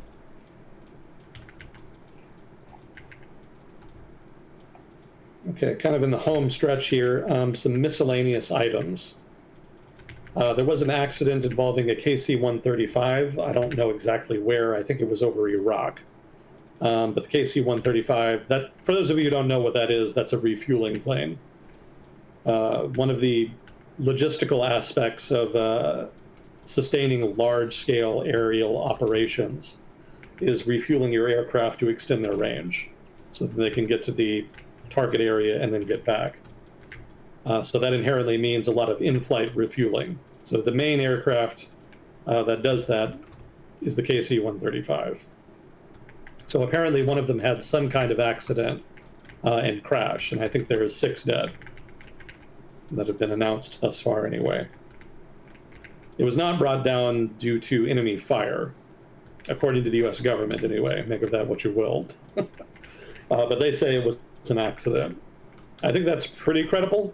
I don't think the Iranians really have anything that can bring down a KC-135, so an accident seems the most likely option, most likely explanation, rather.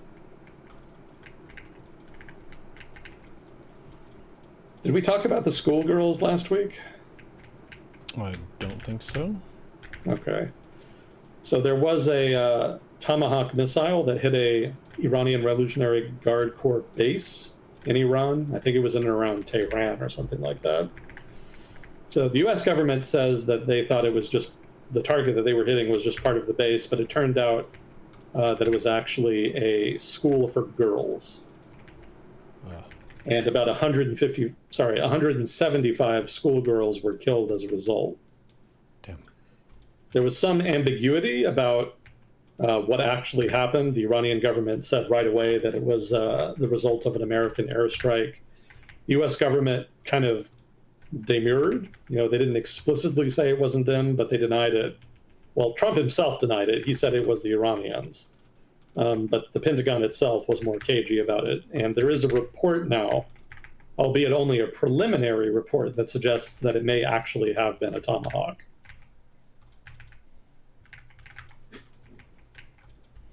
I would point out that Trump's statements on Iranian culpability are not even remotely credible, because in addition to saying that it was the Iranians, he also said that it was an Iranian Tomahawk that did it, which doesn't really make a lot of sense.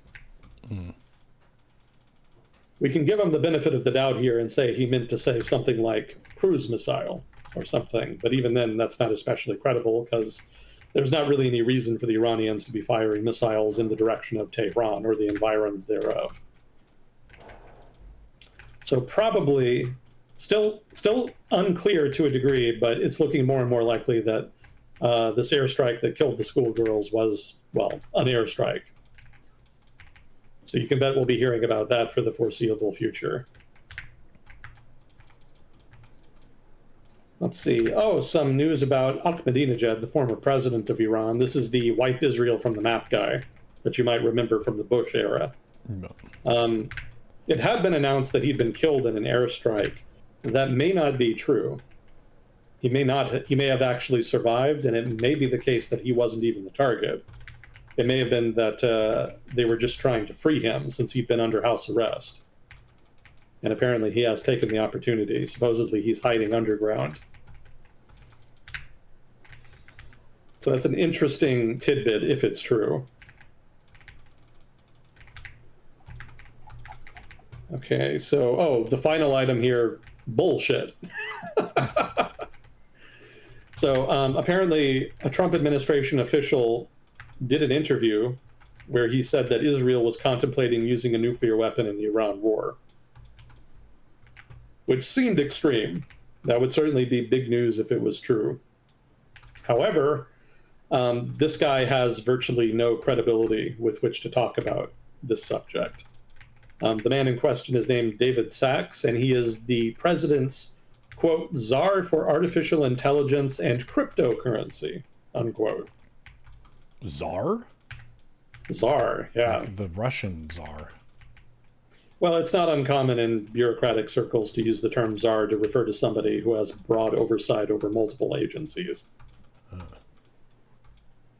So when the Department of Homeland Security was first created after 9/11, the head of DHS was frequently referred to as basically the czar of internal security.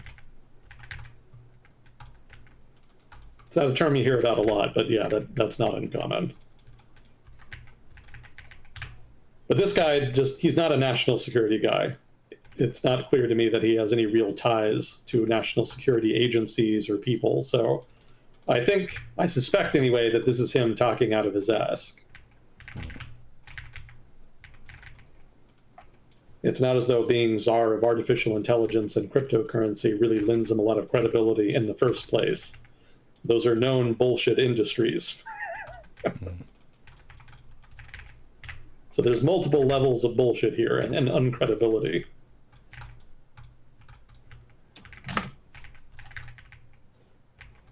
Okay, so that's it for the Iran notes for this week. Well done. I had a little bit of a corollary here regarding Lebanon. So as part of the conflict with Iran, Hezbollah did start firing rockets into Israeli territory, and that has led to Israeli retaliation with a series of airstrikes targeting Hezbollah-controlled territory. And there is a growing ground incursion into southern Lebanon. I don't think it's all that significant, but the IDF is moving into southern Lebanon, a little bit further anyway, to try to deal with supposedly Hezbollah special forces units that have moved into the area that was supposed to be demilitarized as part of the ceasefire that was agreed to with Hezbollah last year.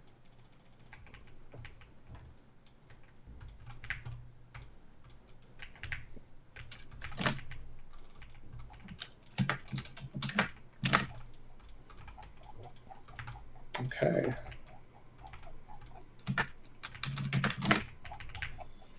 How are we doing on time? Been going for an hour and a half. I wanted to ask about the government shutdown. I think there was a partial shutdown, and I saw some videos of like crazy long lines at airports because TSA has not been getting paid. Yeah. The Democrats have been stonewalling a budget item. Not a budget item. Basically, there's been these continuing resolutions that have to be passed every so often because we're no longer really a functioning first world country and can't do a normal budget process. So they have been doing that. There have been continuing resolutions, but the Democrats have refused to include DHS funding recently, basically in retaliation for the drama over ICE, some of the killings that happened a few months ago.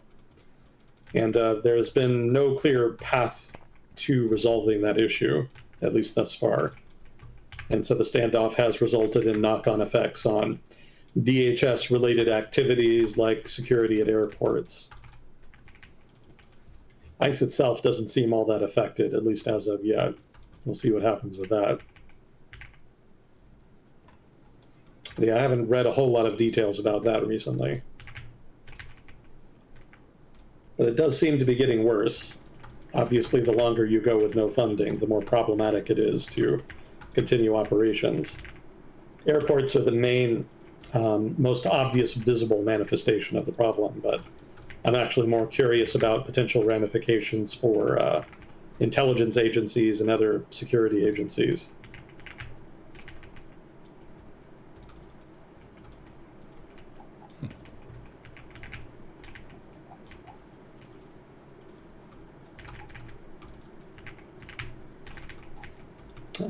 No questions yet. Okay. can pass along some of them as we've been going, but... Oh, man. Sleepy? A little bit. I'm going to be more sleepy in future. I'm going to have to start getting up earlier. Ooh. Yeah, my patient is going to have surgery soon. I see. Probably in the next week or two. So my nursing responsibilities will increase correspondingly, and that means getting up at a normal hour so I can help with the morning routine, basically. Mm-hmm. So I'll probably be pretty tired if we do continue doing these at like 11 p.m. and whatnot. Mm-hmm. I can manage potentially it. do them a bit earlier. I can manage it. You don't have to change on my account, but I will probably be yawning more. That's okay. So be prepared.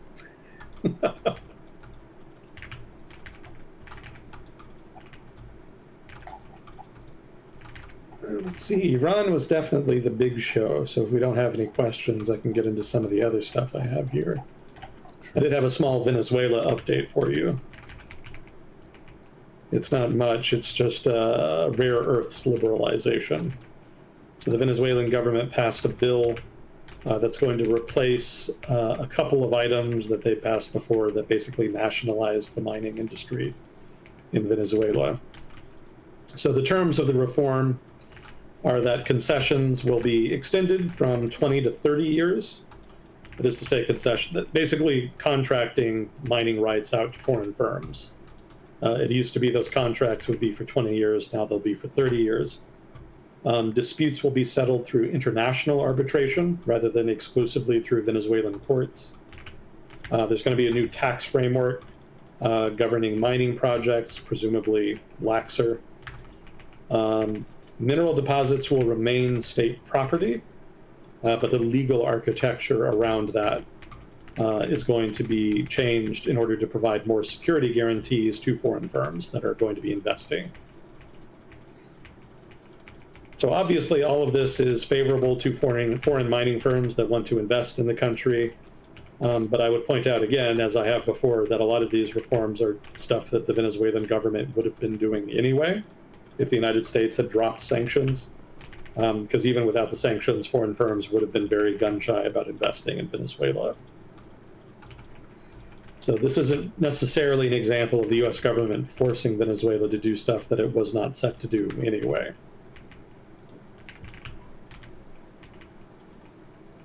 So there is progress on this front of getting more investment in Venezuela's mining sector. The US Treasury Department issued licenses that will allow firms to invest in the Venezuelan mining sector. And there was a sale recently of gold from Venezuela. What was it? It is a shipment of $100 million worth of gold bars. So this was apparently brokered by a commodities trader called Trafigura. And it was a deal. It was a deal for 100 tons valued at approximately $165 million. Oh, I guess the $100 million was the value of the first shipment. There we go.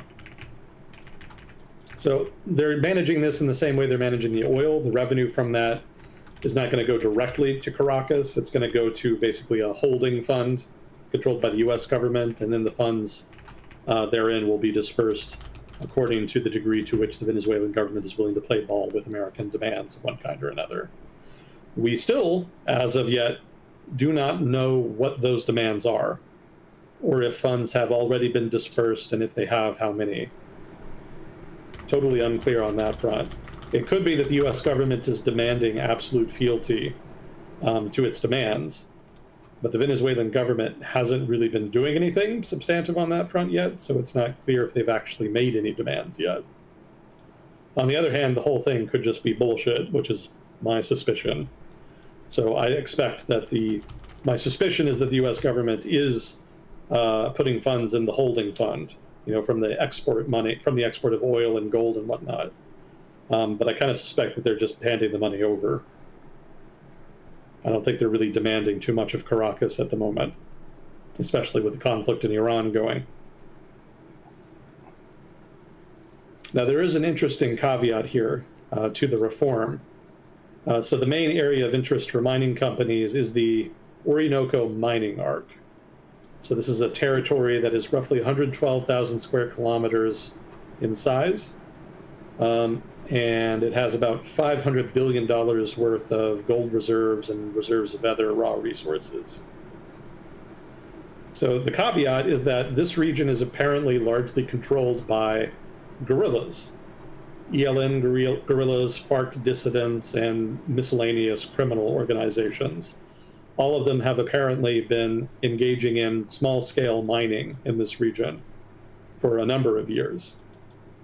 Effectively, the government then does not actually directly control it, which is going to be a big problem if you're a foreign mining company, because obviously you don't want to pay a bunch of money for mining rights to a given area, to a given resource, and then find that there's a bunch of criminal elements already in control of the area that the government cannot defeat. Obviously, that's going to make mining pretty insecure, probably to the degree that the investment would not be worth it.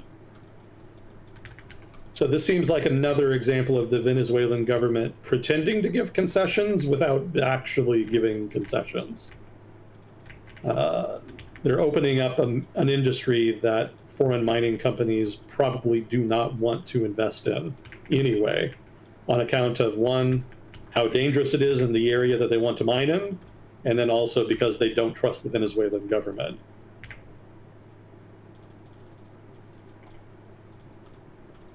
So the thing to watch here in the future is, will these reforms be enough to attract actual mining investment? I suspect not, but keep an eye on that space. And then the other question I have here is, will Venezuela actually issue any licenses under these new rules? Opening things up is one thing, but actually following through with it is another. So this may be a performative reform. So that's something else to keep your eye on.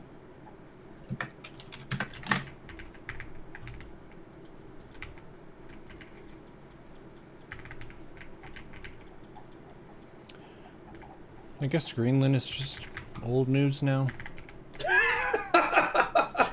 Yeah, that's last month's drama, Neuro. That's in the memory hole. Yeah, but we're at war with Eurasia now. I see. There was just such conviction behind purchasing or taking Greenland in some capacity, and then it just went silent. Oh, yeah. Core national security issue.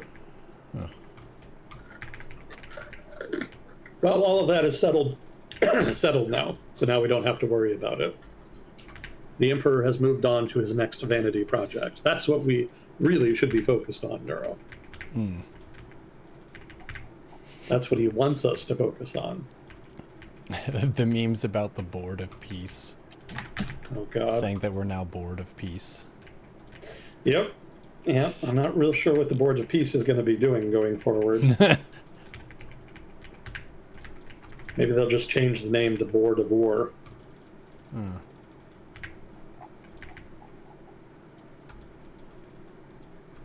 Well, let's see. I did have a correction.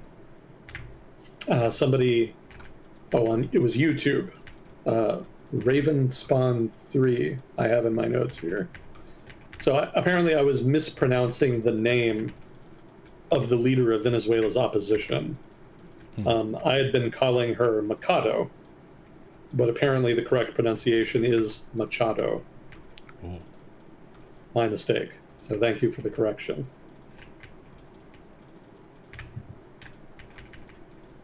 I'm kind of used to transliteration rules having the CH combination be used for the K sound. Mm-hmm. But I guess that's not the case with Spanish transliteration, so I'll try to keep that in mind.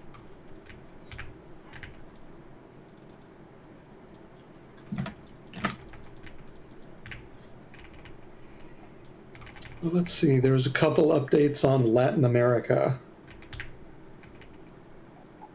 Did we talk about the joint military operation with Ecuador?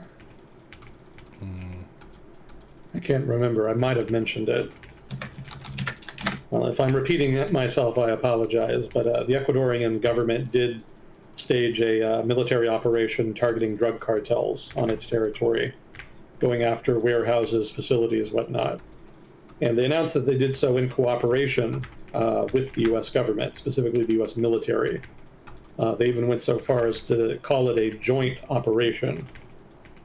But then when I read more into it, it turned out that it was not a true joint operation. There were no American military personnel directly involved in the operation itself. Apparently, American participation was restricted to U.S. advisors. So nominal American participation, but nothing actually joint in nature. That said, this is a manifestation of the Trump administration's desire to push countries in the region to be more kinetic in how they deal with the threat posed by drug cartels. This is something the Trump admin has made a priority for reasons known only really to them. And the Ecuadorian operation is an example of that actually manifesting as policy implementation. I would point out that the Ecuadorian government, specifically the president of Ecuador, is right-wing in nature and has sought out repeatedly a personal relationship with Donald Trump. He very much wants the Trump administration's assistance dealing with drug cartels and the crime problem in Ecuador. So it's not surprising that Ecuador did this. This is just another sign that the government there is looking to align with the Trump administration. It's debatable whether or not this shift in their alignment will have legs, though. For those of you who maybe don't remember, Ecuador was one of the Chavista governments in Latin America. It was led by a guy named Rafael Correa. Later on, it was actually led by a guy named Lenin for a time. And Lenin and Correa had a falling out, and that resulted in a collapse in support for the Chavista party in Ecuador. That, combined with ongoing issues with crime and whatnot, kind of opened the door to a right-wing government to get back into power, or at least become president again. I think the left-wing party actually still has a majority in the legislature. So it could well be that even if the president of Ecuador does successfully build a rapport with the Trump administration, he may well lose re-election. And there could be then a return of a left-wing U.S. skeptic administration in Ecuador. So basically what I'm getting at is that this shift in alignment for Ecuador, this alignment with the U.S., is not necessarily permanent. It's not necessarily a major shift. And I think even the president of Ecuador, even with his inclinations to side with Trump and build that relationship, I think even he only wants to take it so far. The crime problem, the drug cartel problem in Ecuador is real, and it may be that alone is his main objective here.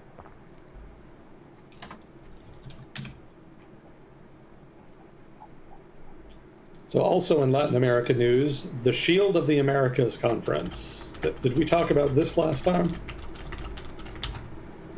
Don't think so. Yeah, I don't think so, and I just want to ask, because I can't entirely remember, because I think I mentioned it at one point, but I wasn't sure if I went into it. So this is another manifestation of the Trump administration's objective to push nations in the region to be more kinetic in dealing with crime problems, immigration, drug cartels, etc.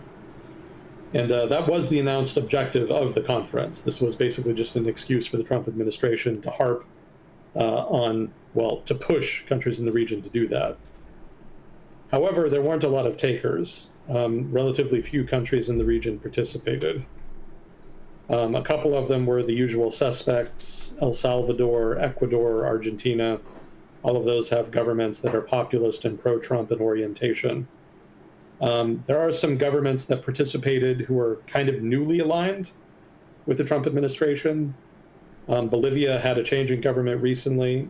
The new president is kind of centrist/center-right, so not really populist or pro-Trump per se, but the fact that they participated where previous governments in Bolivia definitely would not have does suggest at least openness to cooperating with the U.S. government. So that was notable. The incoming president of Chile, Mr. Cast, I believe his name is, he participated in the event. No surprise, he himself is definitely a populist. Costa Rica has a relatively new populist government.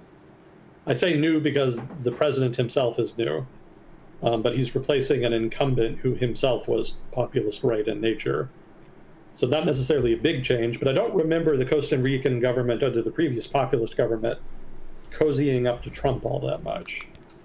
So this new government participating in this conference suggests that maybe the new populist government actually will. And the Honduran government has newly right populist government as well, so that also represents a kind of a shift for them. But all told, no surprises thus far. There were some unexpected but maybe unsurprising participants, Paraguay and Panama being the examples there. Panama has gone out of its way to kind of cater to the Trump administration's desire to expel Chinese influence in Panama, specifically vis-a-vis Chinese companies having contracts to help operate the Panama Canal. I would point out that this is not an actual national security threat to the United States. This is mostly just hyperventilating from hawks in Washington who want to posture on national security issues. But the Panamanian government has proven willing to play ball to some degree. I think a lot of it is just theater, honestly, but they have been taking actions to try to assuage American pressure on this point. So the Panamanian government participating, not too surprising. The Paraguayan government, a little bit surprising, because they've kind of gone out of their way to mitigate, to some degree, American influence. Their issue is not the populism or even authoritarianism. The government there itself is kind of soft authoritarian in nature.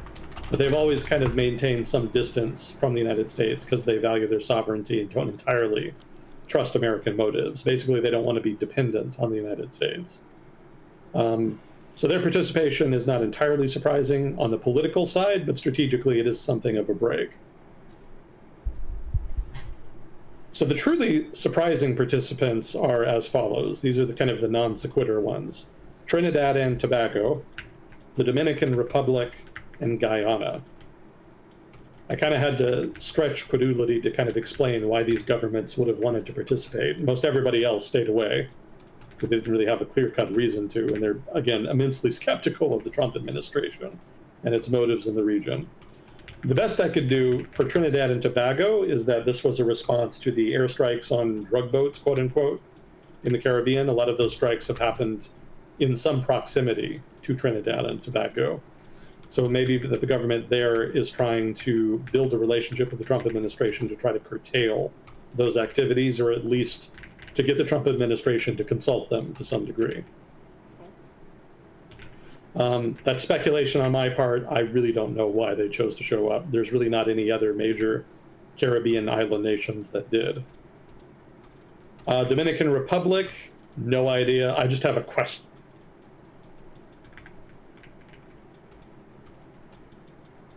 Report because, sorry, go ahead. We lost audio from you for about 4 seconds. You said there was a question mark around Dominican? Oh yeah, Dominican Republic. There, I just had a question mark in my notes here next to their name because I couldn't even contrive a good reason for them to be interested. So I really have no idea. Maybe best guess would be something like trade, because they do have a free trade deal with the Trump with the U.S. government, in so much as there's a difference at this point.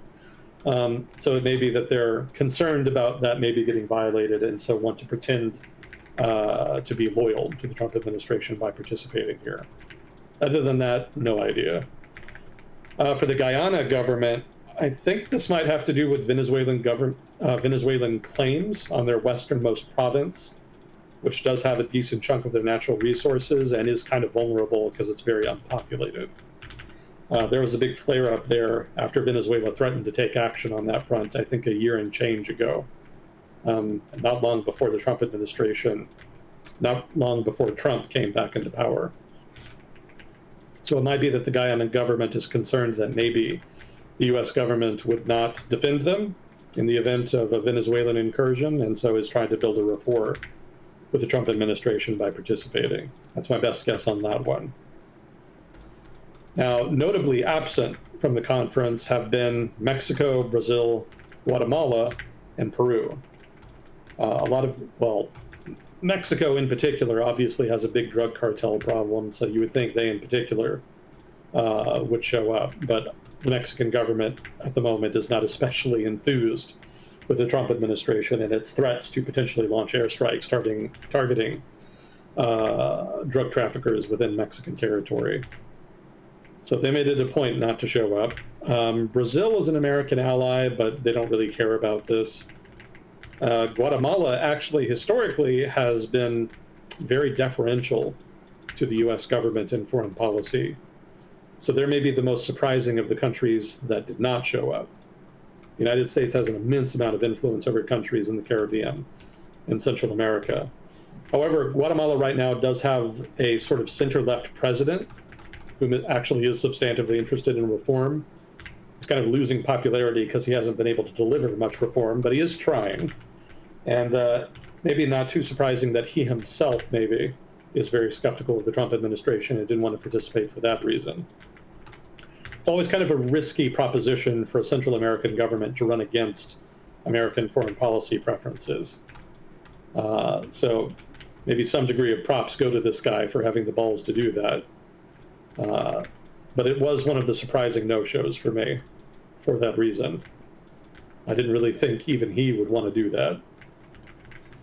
The Peruvian government is a big American ally in the region. I think they're actually I think they're technically designated a major non-NATO ally illegally in the US.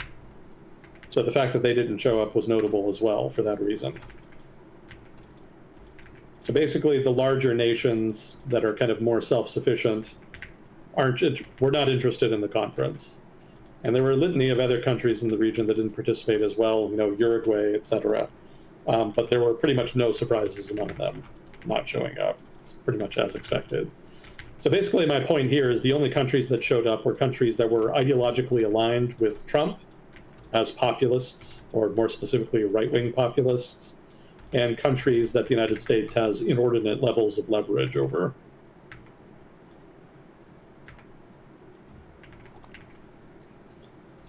So what about tangible gains here? What does the Trump administration have to show for this conference? Well, not much. The conference ended with a joint declaration, which if you follow foreign policy, is not that meaningful. There needs to be follow-up for it to actually manifest as anything, and the Trump administration is notoriously bad at follow-up. The joint declaration in question regarded expanding intelligence sharing and maritime interdiction across the Caribbean and Pacific. That was about the most that they could get out of it, apparently. Just as a brief review, we really haven't seen a whole lot of manifestations of the Trump administration's alleged interest in shifting the weight of national security focus away from basically abroad and more towards the Americas. But we do have a couple, so I just kind of wanted to run through them quickly here. These are the tangible manifestations of Trump's foreign policy objective to focus more on the Americas. Bombing drug boats in the Caribbean, and to a lesser degree the Pacific. The Venezuela drama, we still don't really have a name for that, but bullying Venezuela or liberating Venezuela, depending on your perspective. The oil blockade on Cuba, and the joint military operation with Ecuador. And of course, the Shield of the Americas conference that I just discussed.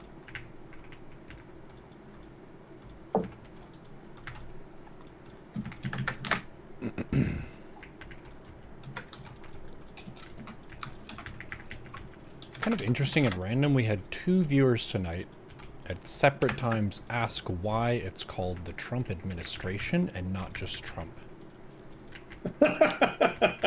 Which to me, I was just flabbergasted by the question, because we've been doing that shit forever. Like the Bush administration, the Obama administration, the Biden administration. And I explained it in text in the chat, but it's because the executive branch is not just the executive himself. It's, or herself, I guess, if we had a lady president. It's all the cabinet, and then all the appointed officials who have been kind of brought on by that president. So there's a lot of stuff that's done that's not just that one individual. Yeah, that's a good explanation.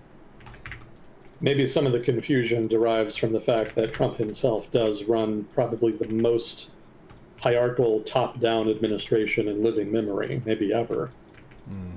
Certainly a lot of what his administration does seems to be the result of his personal whims, rather than any kind of substantial process within the administration. So I can understand the desire just to say Trump instead of Trump administration.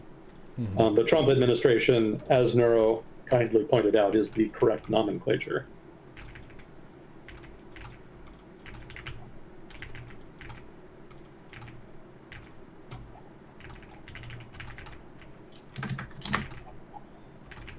Okay.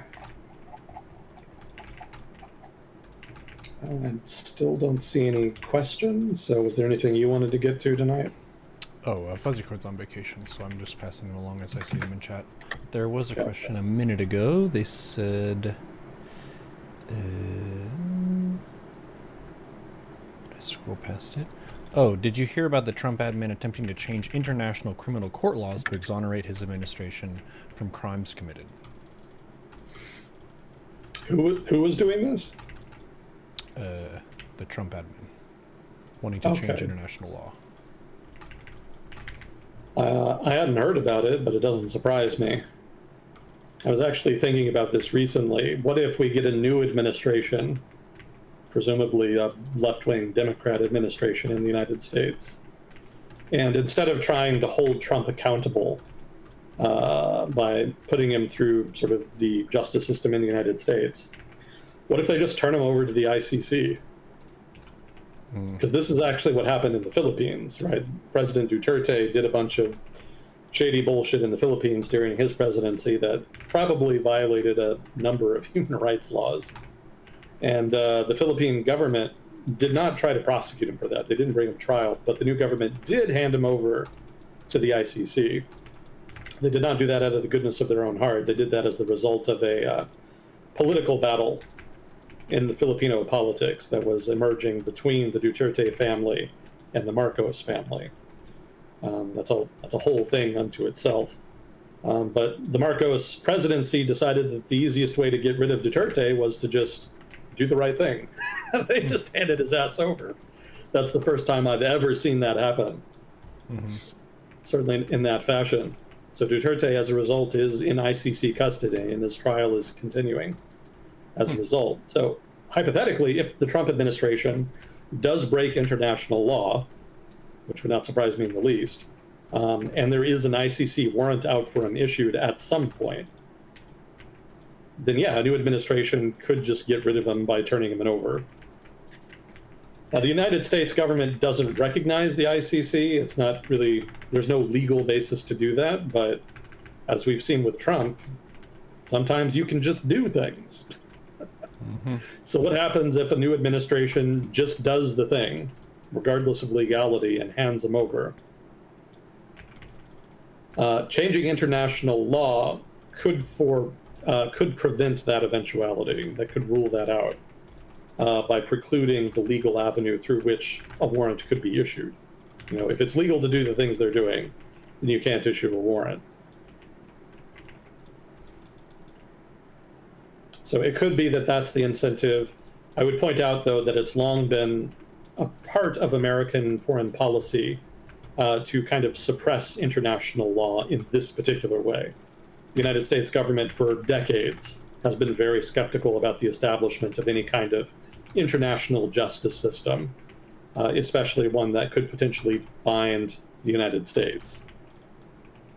Even American governments in the past that have been nominally sympathetic to the establishment of entities like the ICC have not signed up to join them, specifically because it's just a part of the American interest to not bind our hands with international institutions of that variety.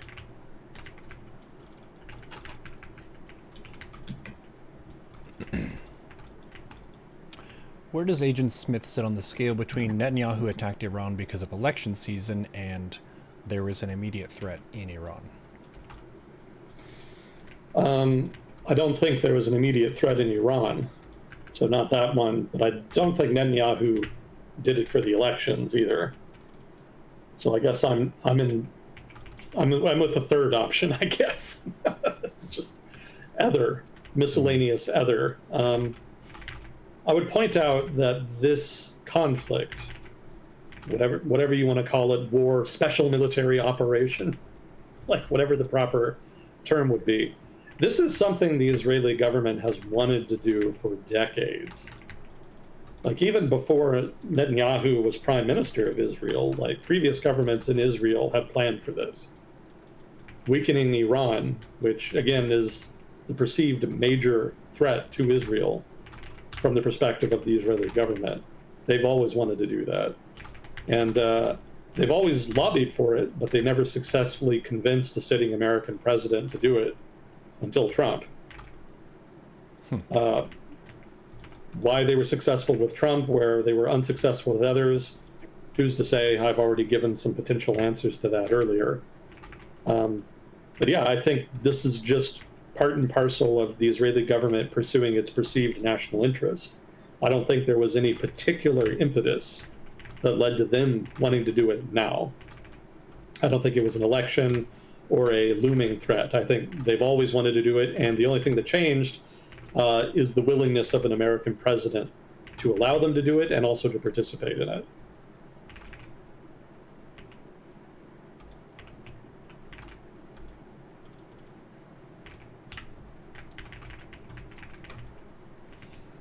Another question. Do you think that the United States is run by Israel?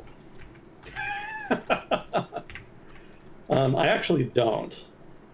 And actually, as much as I talk about Israel influencing the decision here, Israeli influence in the United States is actually ebbing. It's declining right now. And it actually has been for a long time. I remember a lot of people talking about AIPAC influence back in the Bush administration, but even in the second term of the Bush administration, Israeli influence was declining. And then it declined further all through the Obama administration, which was famously dubious about Israel.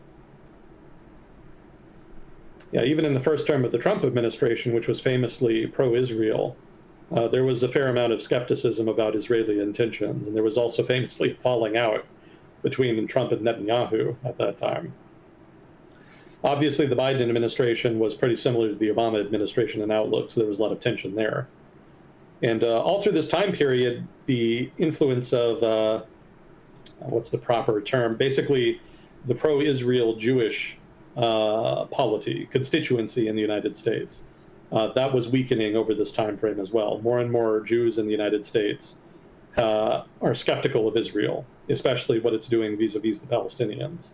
That doesn't mean they're explicitly anti-Israel or even necessarily anti-Zionist, just that they oppose what they perceive to be human rights abuses in the occupied territories. So losing that constituency has actually been very damaging for AIPAC and the pro-Israel lobby writ large in the United States. It's been somewhat offset by the strength of the evangelical vote in the United States, which is pro-Israel for very different reasons, as Neuro has elaborated before. But in general, like, all of these forces have weakened in the United States. Evangelicals, pro-Israel Jews, like, both of these are forces that have been in political decline for a couple decades now. So while it's true that Israel does influence the United States, probably disproportionately, I think it's also the case that their influence is ebbing over time. So I don't think you can say that Israel controls, quote unquote, the United States government. I can understand people thinking that, because a lot of American foreign policy in the Middle East is attached to or relates to defending Israel. But that's just inherently a part of having Israel as an ally in the region. Like, you could say the same thing about U.S. relations and foreign policy in the region vis-a-vis the GCC, the oil-producing Gulf monarchies in the region. But Israel kind of comes in for special attention on account of, the Palestinians. Nobody really gives a shit if the Saudis murder a bunch of fucking people, or, if some of the other absolute monarchies in the region do that. But Israel comes in for special attention for a variety of reasons. I don't think skeptics in Israel are entirely wrong when they assert that some of it has to do with anti-Semitism. There is an anti-Semitic element in the anti-Israel crowd in the United States, but I think they're wrong to characterize the Israel skeptic crowd in the United States as being, like, predominantly anti-Semitic. That's categorically false. Like, it is very obviously a legacy, if not an inheritor, to the anti-colonial movement in the United States, which was immensely skeptical of all European and American, maybe even just influence, but certainly colonial projects. And most of those colonial projects ended over the course of the late 20th century, but there were a couple that persisted. And from the perspective of this particular crowd, again, the anti-colonial crowd, anti-imperialist crowd, the Israeli occupation of the Palestinians is like one of the paramount expressions of modern colonialism. And so, not surprisingly, they have focused inordinately on that. Hence the disproportionate focus on the Israelis rather than the Saudis or the Kuwaitis or, whomever else is in the region and has an authoritarian government.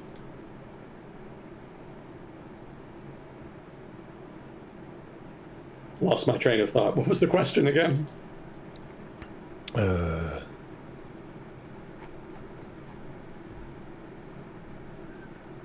were talking about the influence of Israel. All right. Does Israel control the United States? Yeah. Sorry.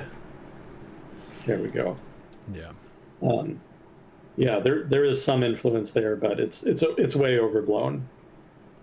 And it's been in decline for some time and probably will continue to be in decline into the future.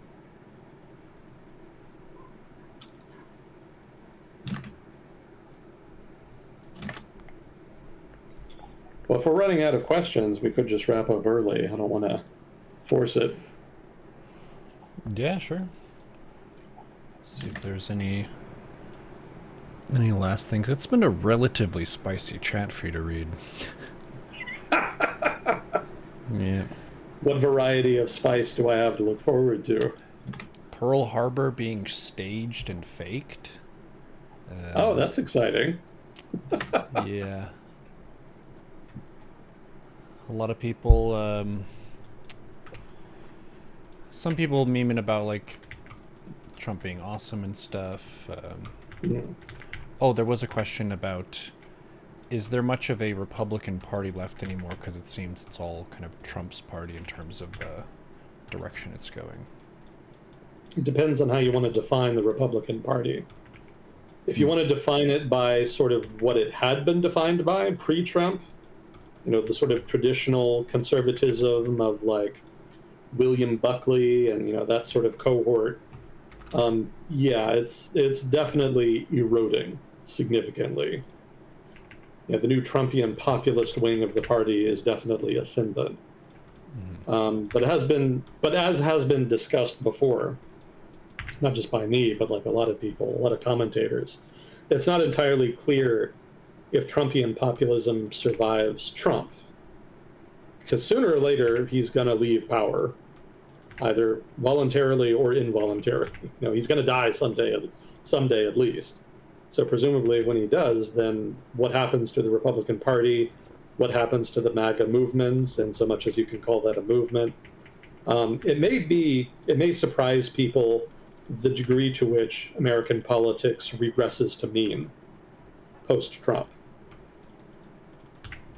Now, that's just speculation. It could well, that is to say, the party could well just double down on populism. Certainly, populism has rejuvenated the Republican Party. It was not doing great before Trump came along. Obviously, during the Obama years, they couldn't win the presidency. They definitely could win the legislative branch. They did that pretty consistently, but the presidency was a barrier. And Trump was sort of the breakthrough. So there is incentive there to embrace populism, or if not embrace populism, then embrace elements of the populist platform that has been so successful presidentially for them over the past 10 years. But they may well moderate. They may regress to mean, they may embrace populism, or they may just go full illiberal democracy and try to cement a de facto one-party state. There's a whole range of options that are really open at this point, and it's anybody's guess which direction they go in. But yeah, I don't think it would be controversial, at least, to say that the traditional Republican identity has severely eroded over the past 10 years. I would go at least that far. Chat asks, is Barry Goldwater conservatism dead? Also from me, who is Barry Goldwater? Barry Goldwater was a presidential nominee who ran for president in 1964, I want to say. He ran against Lyndon Baines Johnson, the Democrat candidate. And he was an unusual candidate for the Republicans, because up until Goldwater, they had nominated establishment Republicans, sort of these stodgy rich guys, basically, who were well connected politically. And pretty much none of them had managed to really win office in decades on account of Roosevelt and the New Deal and whatnot. So in '64, there was pretty much a strong suspicion that, they were not going to beat Johnson. The Democrats had been winning pretty consistently for some time. And so they kind of took a chance on Goldwater. This is my understanding. I haven't studied the '64 election in depth. But my understanding is they took a chance on a guy who was not an establishment candidate and who was more of an activist outsider. And Goldwater was noted for having very libertarian views that were sort of outside the mainstream of what had constituted normal center-right presidential campaign platforms up until that point. So that version of the Republican Party, that sort of libertarian, laissez-faire variant of the party, very much ascended rapidly with Reagan. Goldwater obviously did not win the presidency, and actually he kind of inadvertently discredited the libertarian wing of the party, because the Johnson campaign actually successfully portrayed him as a wingnut. One of the ways they did that was associating him with being too hawkish on the Soviet Union in a way that would invite World War III. And there's actually a famous campaign ad where there's a little girl in a field of flowers and the camera zooms in on her eye, and then in her eye appears a mushroom cloud along with a huge boom.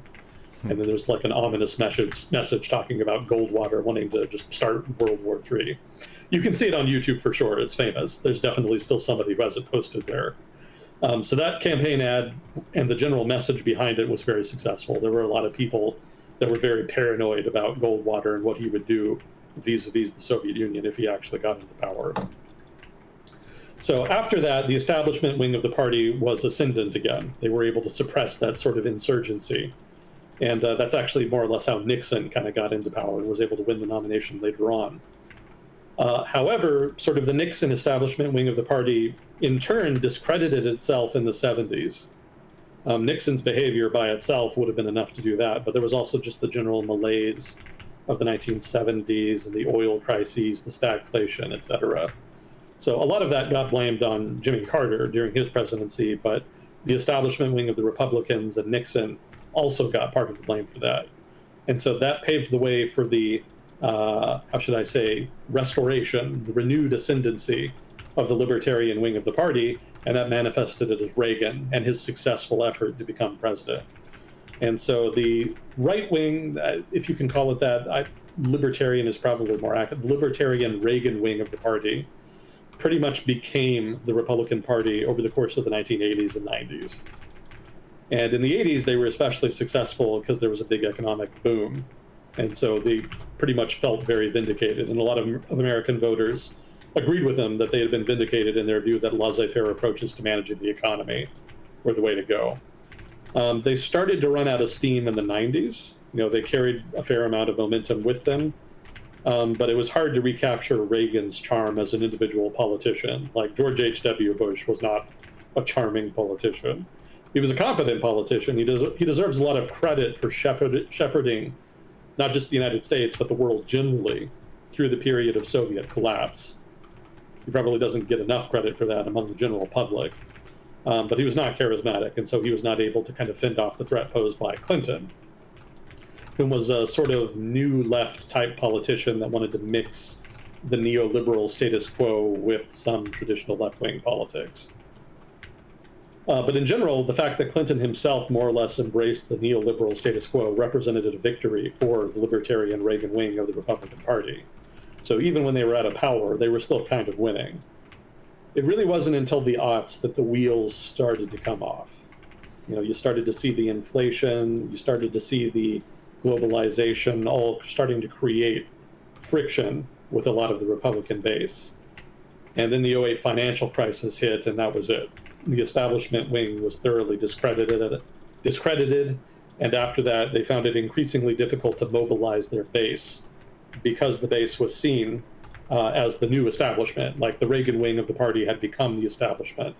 And after the disasters of the aughts, they could no longer fire up their base of support in the way they had before. And that opened the door to insurgents like Trump to come in and challenge the status quo, which they successfully did. So is the Goldwater vision of the Republican Party dead? I don't know if it's dead, but it is dying. Because their vision of America, their economic model, was returning diminishing returns over the course of their period of dominance, from the 80s to the 90s to the aughts. You get into the aughts, and the ability of that model to deliver significant returns for the broader part of the American public had reached diminishing returns. It could still do a lot for the overall macroeconomy, and obviously for the elites, it was great. But results for working class Americans and increasingly the middle class were not there to a sufficient degree to warrant their continued public support. So that made some policy correction inevitable, politically speaking, for the Republican Party. That doesn't necessarily mean the Reagan version of the party had to die, but it was going to have to make corrections. But with Trump ascendant, it's not clear. Like, if the Republican Party does just decide to double down on populism as the party's future, then yeah, it'll definitely be dead. At that point, it'll be effectively gone. And the libertarian Reaganite Republicans, in so much as they still exist, will really be politically homeless, even more than they already are.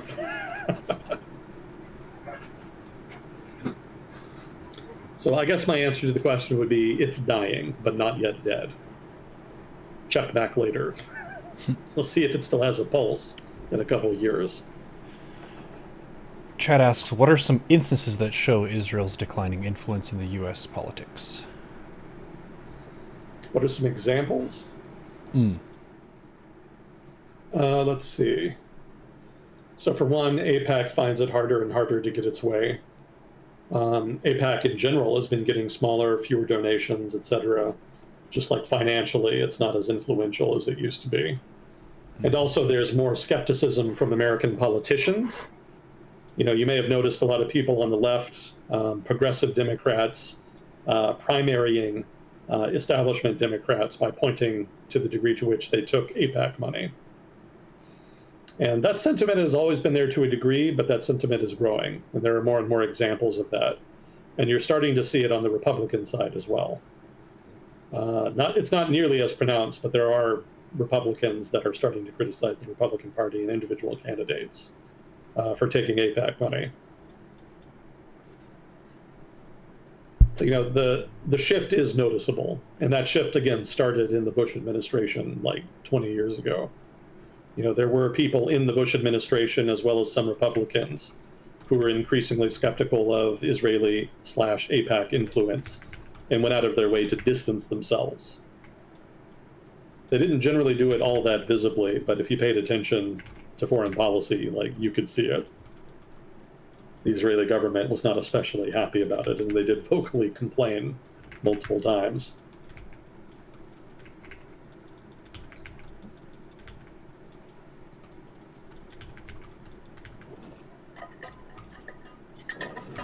Oh, I'm running out of water. Oh, was there anything else?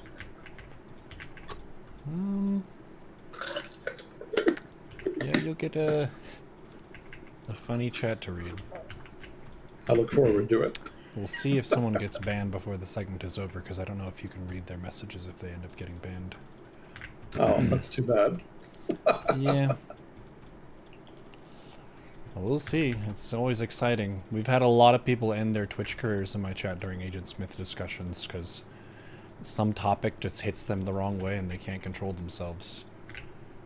Even after warnings, they'll get to a topic and you'll be like, hey, you're being rude and disrespectful with this. Here's your warning.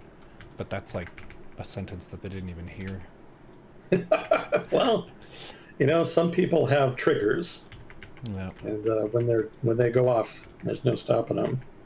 Yeah. Yeah, I know Israeli influence in the United States is a hot topic. Mm-hmm. People get really excited about it whenever there's a conflict like this in the Middle East, especially one that involves the United States. But people, just in general, way oversell Israeli influence. I stand by that.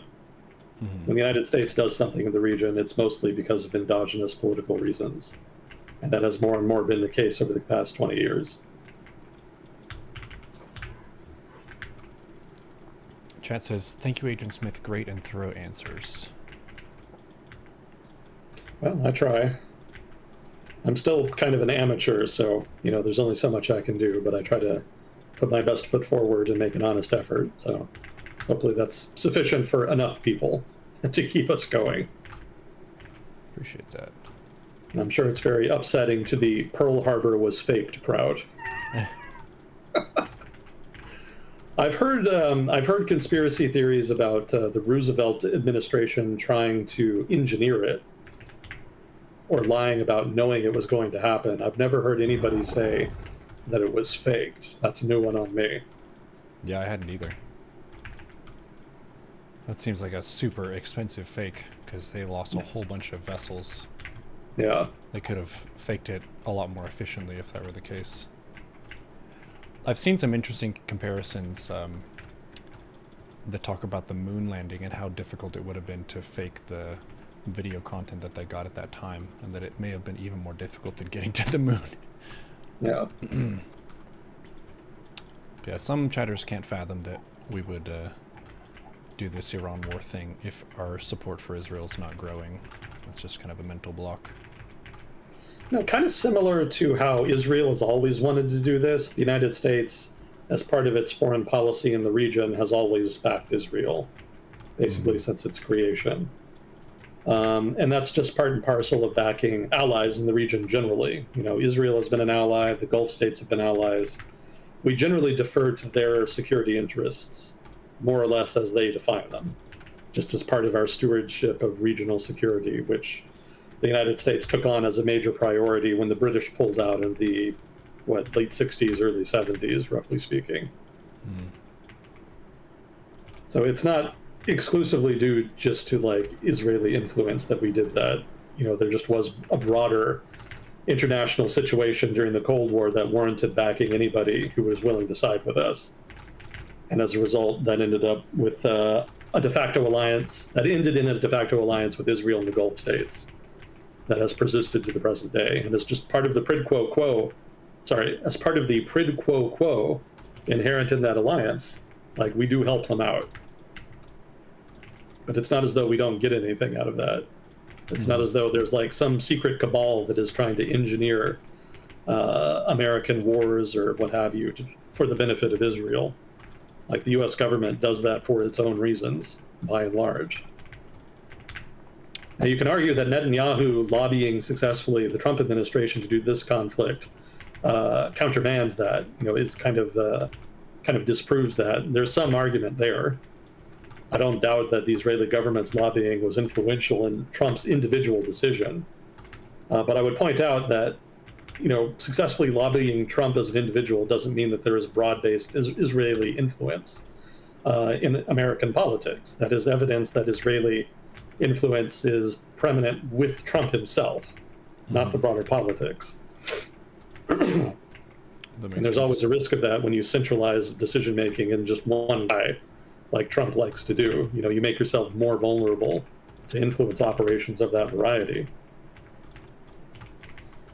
Yeah, I think that's evidence that the fact that they would do that instead of focusing on the broader polity, individual congressmen, individual constituencies, etc., you could say itself is evidence of the waning of Israeli influence.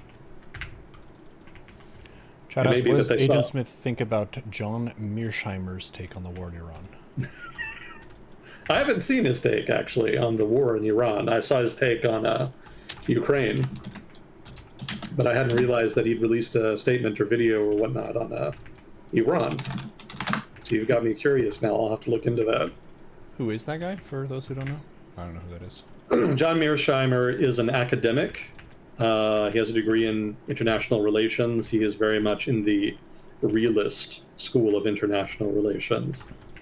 And I forget the technical name for it. There's sub-schools to realism and international relations. And I forget which one he's in. But as far as Ukraine, he was very skeptical about American involvement. He thought it would have been better to either get Ukraine into NATO or just to cut them loose. And that we basically have the worst of both worlds because we tried to thread the needle. He also thought Ukraine should just surrender because Russia was way more powerful. He didn't see any sense in dragging out the conflict. He got a lot of shit for that. but that's very much a realist perspective. Like, if you can't win, then you shouldn't fight. And he's not of the mind that Ukraine can realistically win. So as a realist, I'm going to guess, what would a realist perspective of the Iran conflict be? If he sees it as a war of choice that was unnecessary, he'll probably be very skeptical, I would guess. Probably doesn't think it would have been necessary. I've seen a lot of realists be very critical of American wars in the Middle East. The wars of choice, like the Iraq War, especially, realists very much criticized because they saw it as a kind of own goal. They were generally more supportive of Afghanistan, but Iraq in particular, they like to shit on. Although I would caveat that they shit on it more later in the conflict than they did near the beginning. There were actually more than a few realists that were supportive because they liked the idea of the United States establishing the credibility of its threats by throwing its weight around in the international arena. It was only later on, when that utterly blew up in their faces, that they really started doubling down on how stupid the war was. Yeah, they're not averse to the United States acting unilaterally in foreign affairs, but they want it to be done smartly. And the Trump administration doesn't have a good track record on that point. They prefer boldness rather than planning.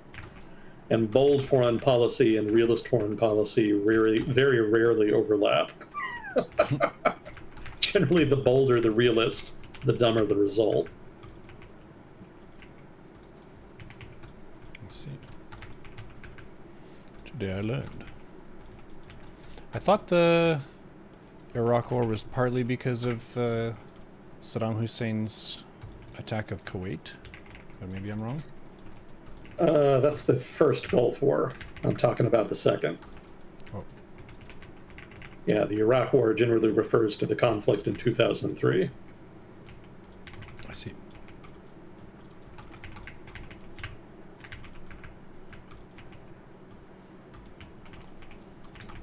Well, we live in very interesting times. There's so many of these weeks where Chad is just super excited to get an Agent Smith discussion because of all the crap that's happened. Well, this certainly qualifies. And there's more to come. Yeah. I'm going to guess 2 more weeks, at least, in Iran. Mm-hmm. I think after that, I think 2 more weeks of the status quo is what I mean. I think there's going to be at least 2 more weeks of the status quo. And then I think things start to get interesting. Once we get that Marine Expeditionary Force in the Persian Gulf, and once the upper bound of that 6-week prediction from the Trump administration is reached, I think then we'll really start to see people start to squirm and take risks. It could also be that a ceasefire is agreed to. That's entirely possible, and maybe this just kind of goes away. But I think the Iranian government is going to drag it out. So I think the fireworks are really going to get interesting 2 weeks from now. We'll see. We shall see.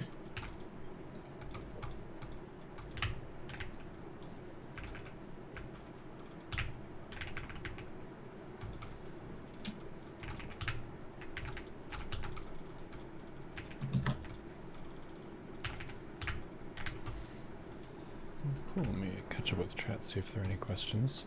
Is the president of Ecuador, Daniel Noboa's strategy as effective, and are there emergency powers improving security and the quality of life for Ecuadorians?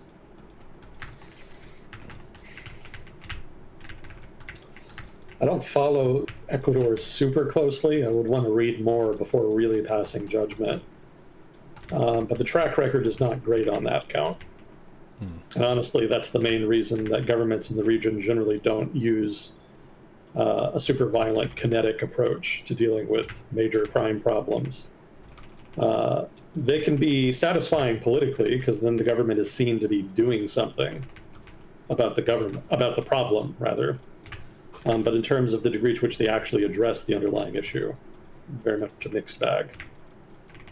So I think it can help, especially if the problem just reaches a certain threshold, wherein the criminal groups are actually acting as their own non-state actors that can control territory or tax populations or what have you.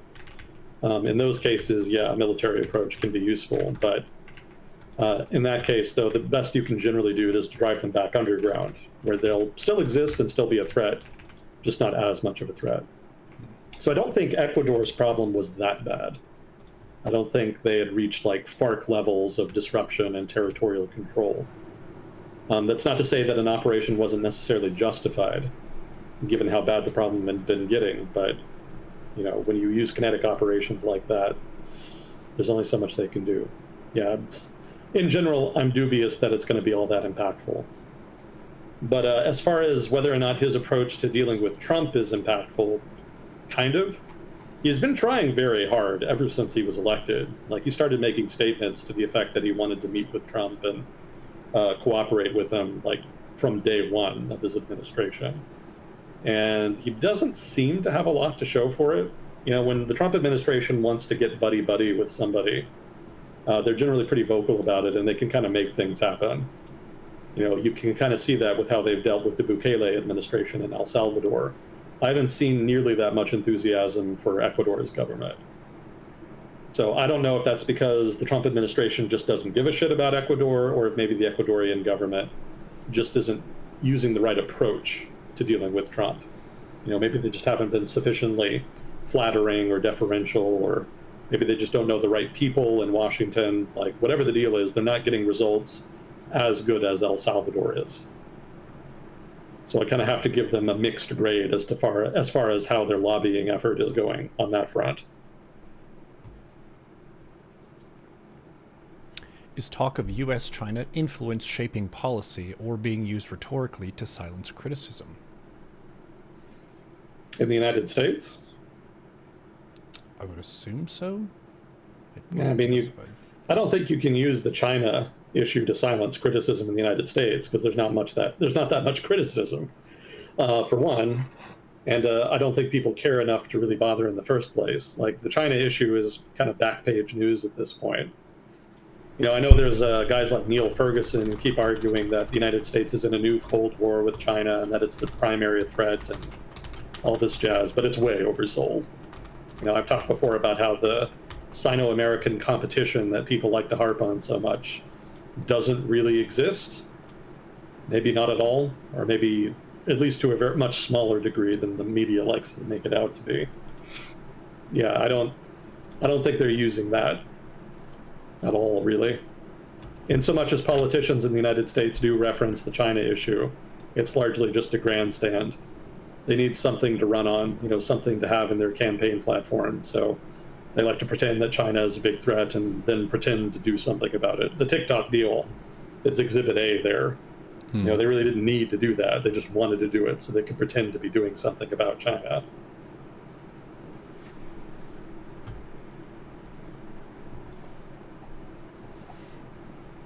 I see.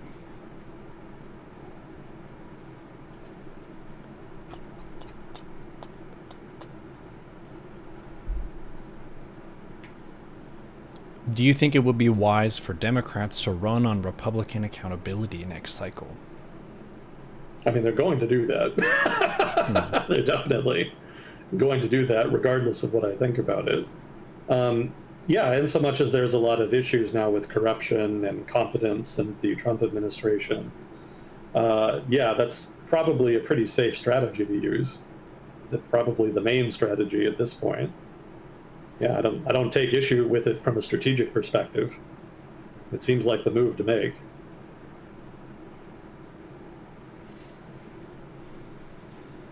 I see. Yeah, we've had a lot of norms that have been breached, but then also, it seems like if you're in a position of power, if you break a law, especially as the president, because of your protections while you're in office, there isn't really a great way to be able to immediately levy justice against the person. Mm-hmm. It's at best at a delay.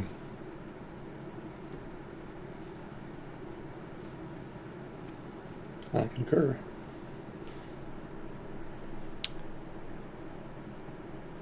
Is globalism ending, and how much has this war with Iran accelerated its demise? Sorry, what was that? Is globalism ending, and how much has this war with Iran accelerated its demise? Oh, it's not ending at all. Yeah, there's been a lot of debate in the media and online that globalization is in decline and that it's going away, and that we're going to we're shifting towards a pre-globalization status quo. Totally false. There have been some shifts in that direction, but globalization, by and large, is actually still intact. Like, even with the decline of the, what was it? The World Trade Organization. There we go. It's been a while since I've thought about it. Yeah, even with the decline and effective de facto dismantling of the WTO, and with a number of other norms in international trade, it's notable the degree to which most countries in the world have actually not disrupted their trade, despite those changes. Like, free trade is still the dominant paradigm. Some of the underlying scaffolding and institutional architecture has been undermined. Some of it even dismantled, but like, countries have not taken the opportunity from that to actually shift towards more protectionism in mass. I think we've talked before about how there's a lot of countries, most countries in the world still see a lot of value in free trade and in the liberal international order, such as it had been, up to and including China, which has especially benefited from that free trade regime. And a lot of those governments may well have an interest in trying to create a parallel free trade regime to replace the liberal international order that the Trump administration is undermining. So I think that speaks to the degree to which globalization has legs and is not going away. Like, there are a lot of governments around the world that are actively fighting to keep it in place. Maybe in a slightly different form, but by and large, globalization is probably here to stay. It's a permanent feature, most likely, barring some gigantor clusterfuck like early 20th century, well, like the early 20th century. Hopefully we can avoid that. I don't think the world needs another series of conflicts that killed 150, 200 million, whatever it was, people. Mm-hmm. Another question from chat. If the Prince of Iran, Reza Pahlavi, takes back over and lets Israel take the Temple Mount, is the war over? No, I don't think it's about the Temple Mount. I don't think. I know that there are far-right extremists in the Israeli government, and I know they want to do that. But that's not a major objective. Like, Netanyahu is a hawk to his fucking core. National security objectives are almost certainly the main driver here for him. I don't doubt some of his coalition buddies would love it, but no, it's not a thing for him as the actual leader of Israel. He is not prioritizing that. Mm-hmm. And I don't think Reza Pahlavi is going to be installed as a puppet leader either. I think even if the IRGC, well, the Iranian government, I should say, surrendered, quote unquote, to the Trump administration, I suspect they would end up with a Venezuela type arrangement wherein the status quo authorities would actually mostly stay on. I think Reza Pahlavi is dreaming if he thinks the Trump administration is going to go to bat for him. It ain't going to happen.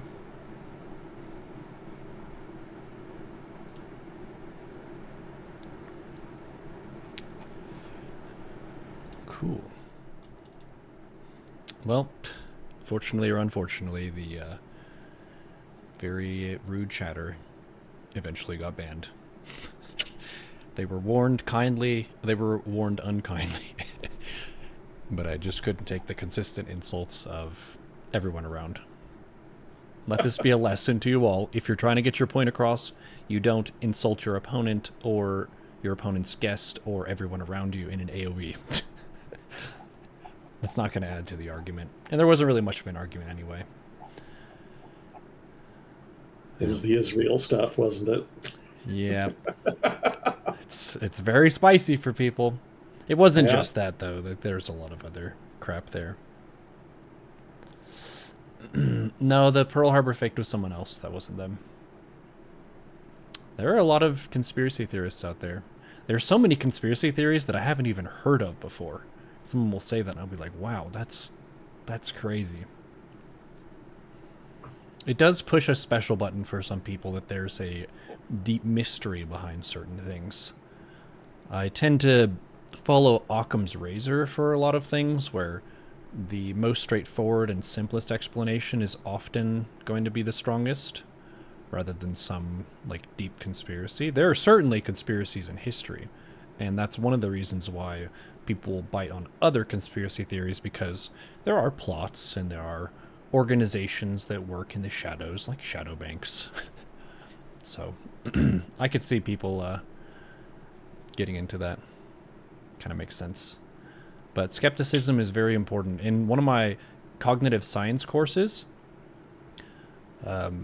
we actually had, I think it was a whole week that was just talking about skepticism and how that has to be a trained behavior, because we have a credulity bias, which is naturally beneficial to us. Say, I tell you, Agent Smith, we need to get out of here. There's a bear that's in the house. If he believes me and he leaves the house, which is, it's a bit of an inconvenience to him, but it's better than getting eaten by a bear, then he survives. But if he says, is there really? Because that doesn't seem very likely. That would be him being skeptical. The humans who were skeptical in these ancient times and didn't believe each other about threats, they were killed. So we tend to trust each other more than we distrust each other a lot of times. And knowing how to be effectively skeptical and to weigh evidence and the quality of evidence is pretty advanced thinking. So good luck to you, Chad, but try to evaluate what you hear and kind of wonder, is this truthful information? Is this a source I can trust? And then the more evidence you can pile up in favor of something, the more likely it is to be true. But life is a game of incomplete information. We can't know everything that's going on all the time, so we're oftentimes taking a best guess.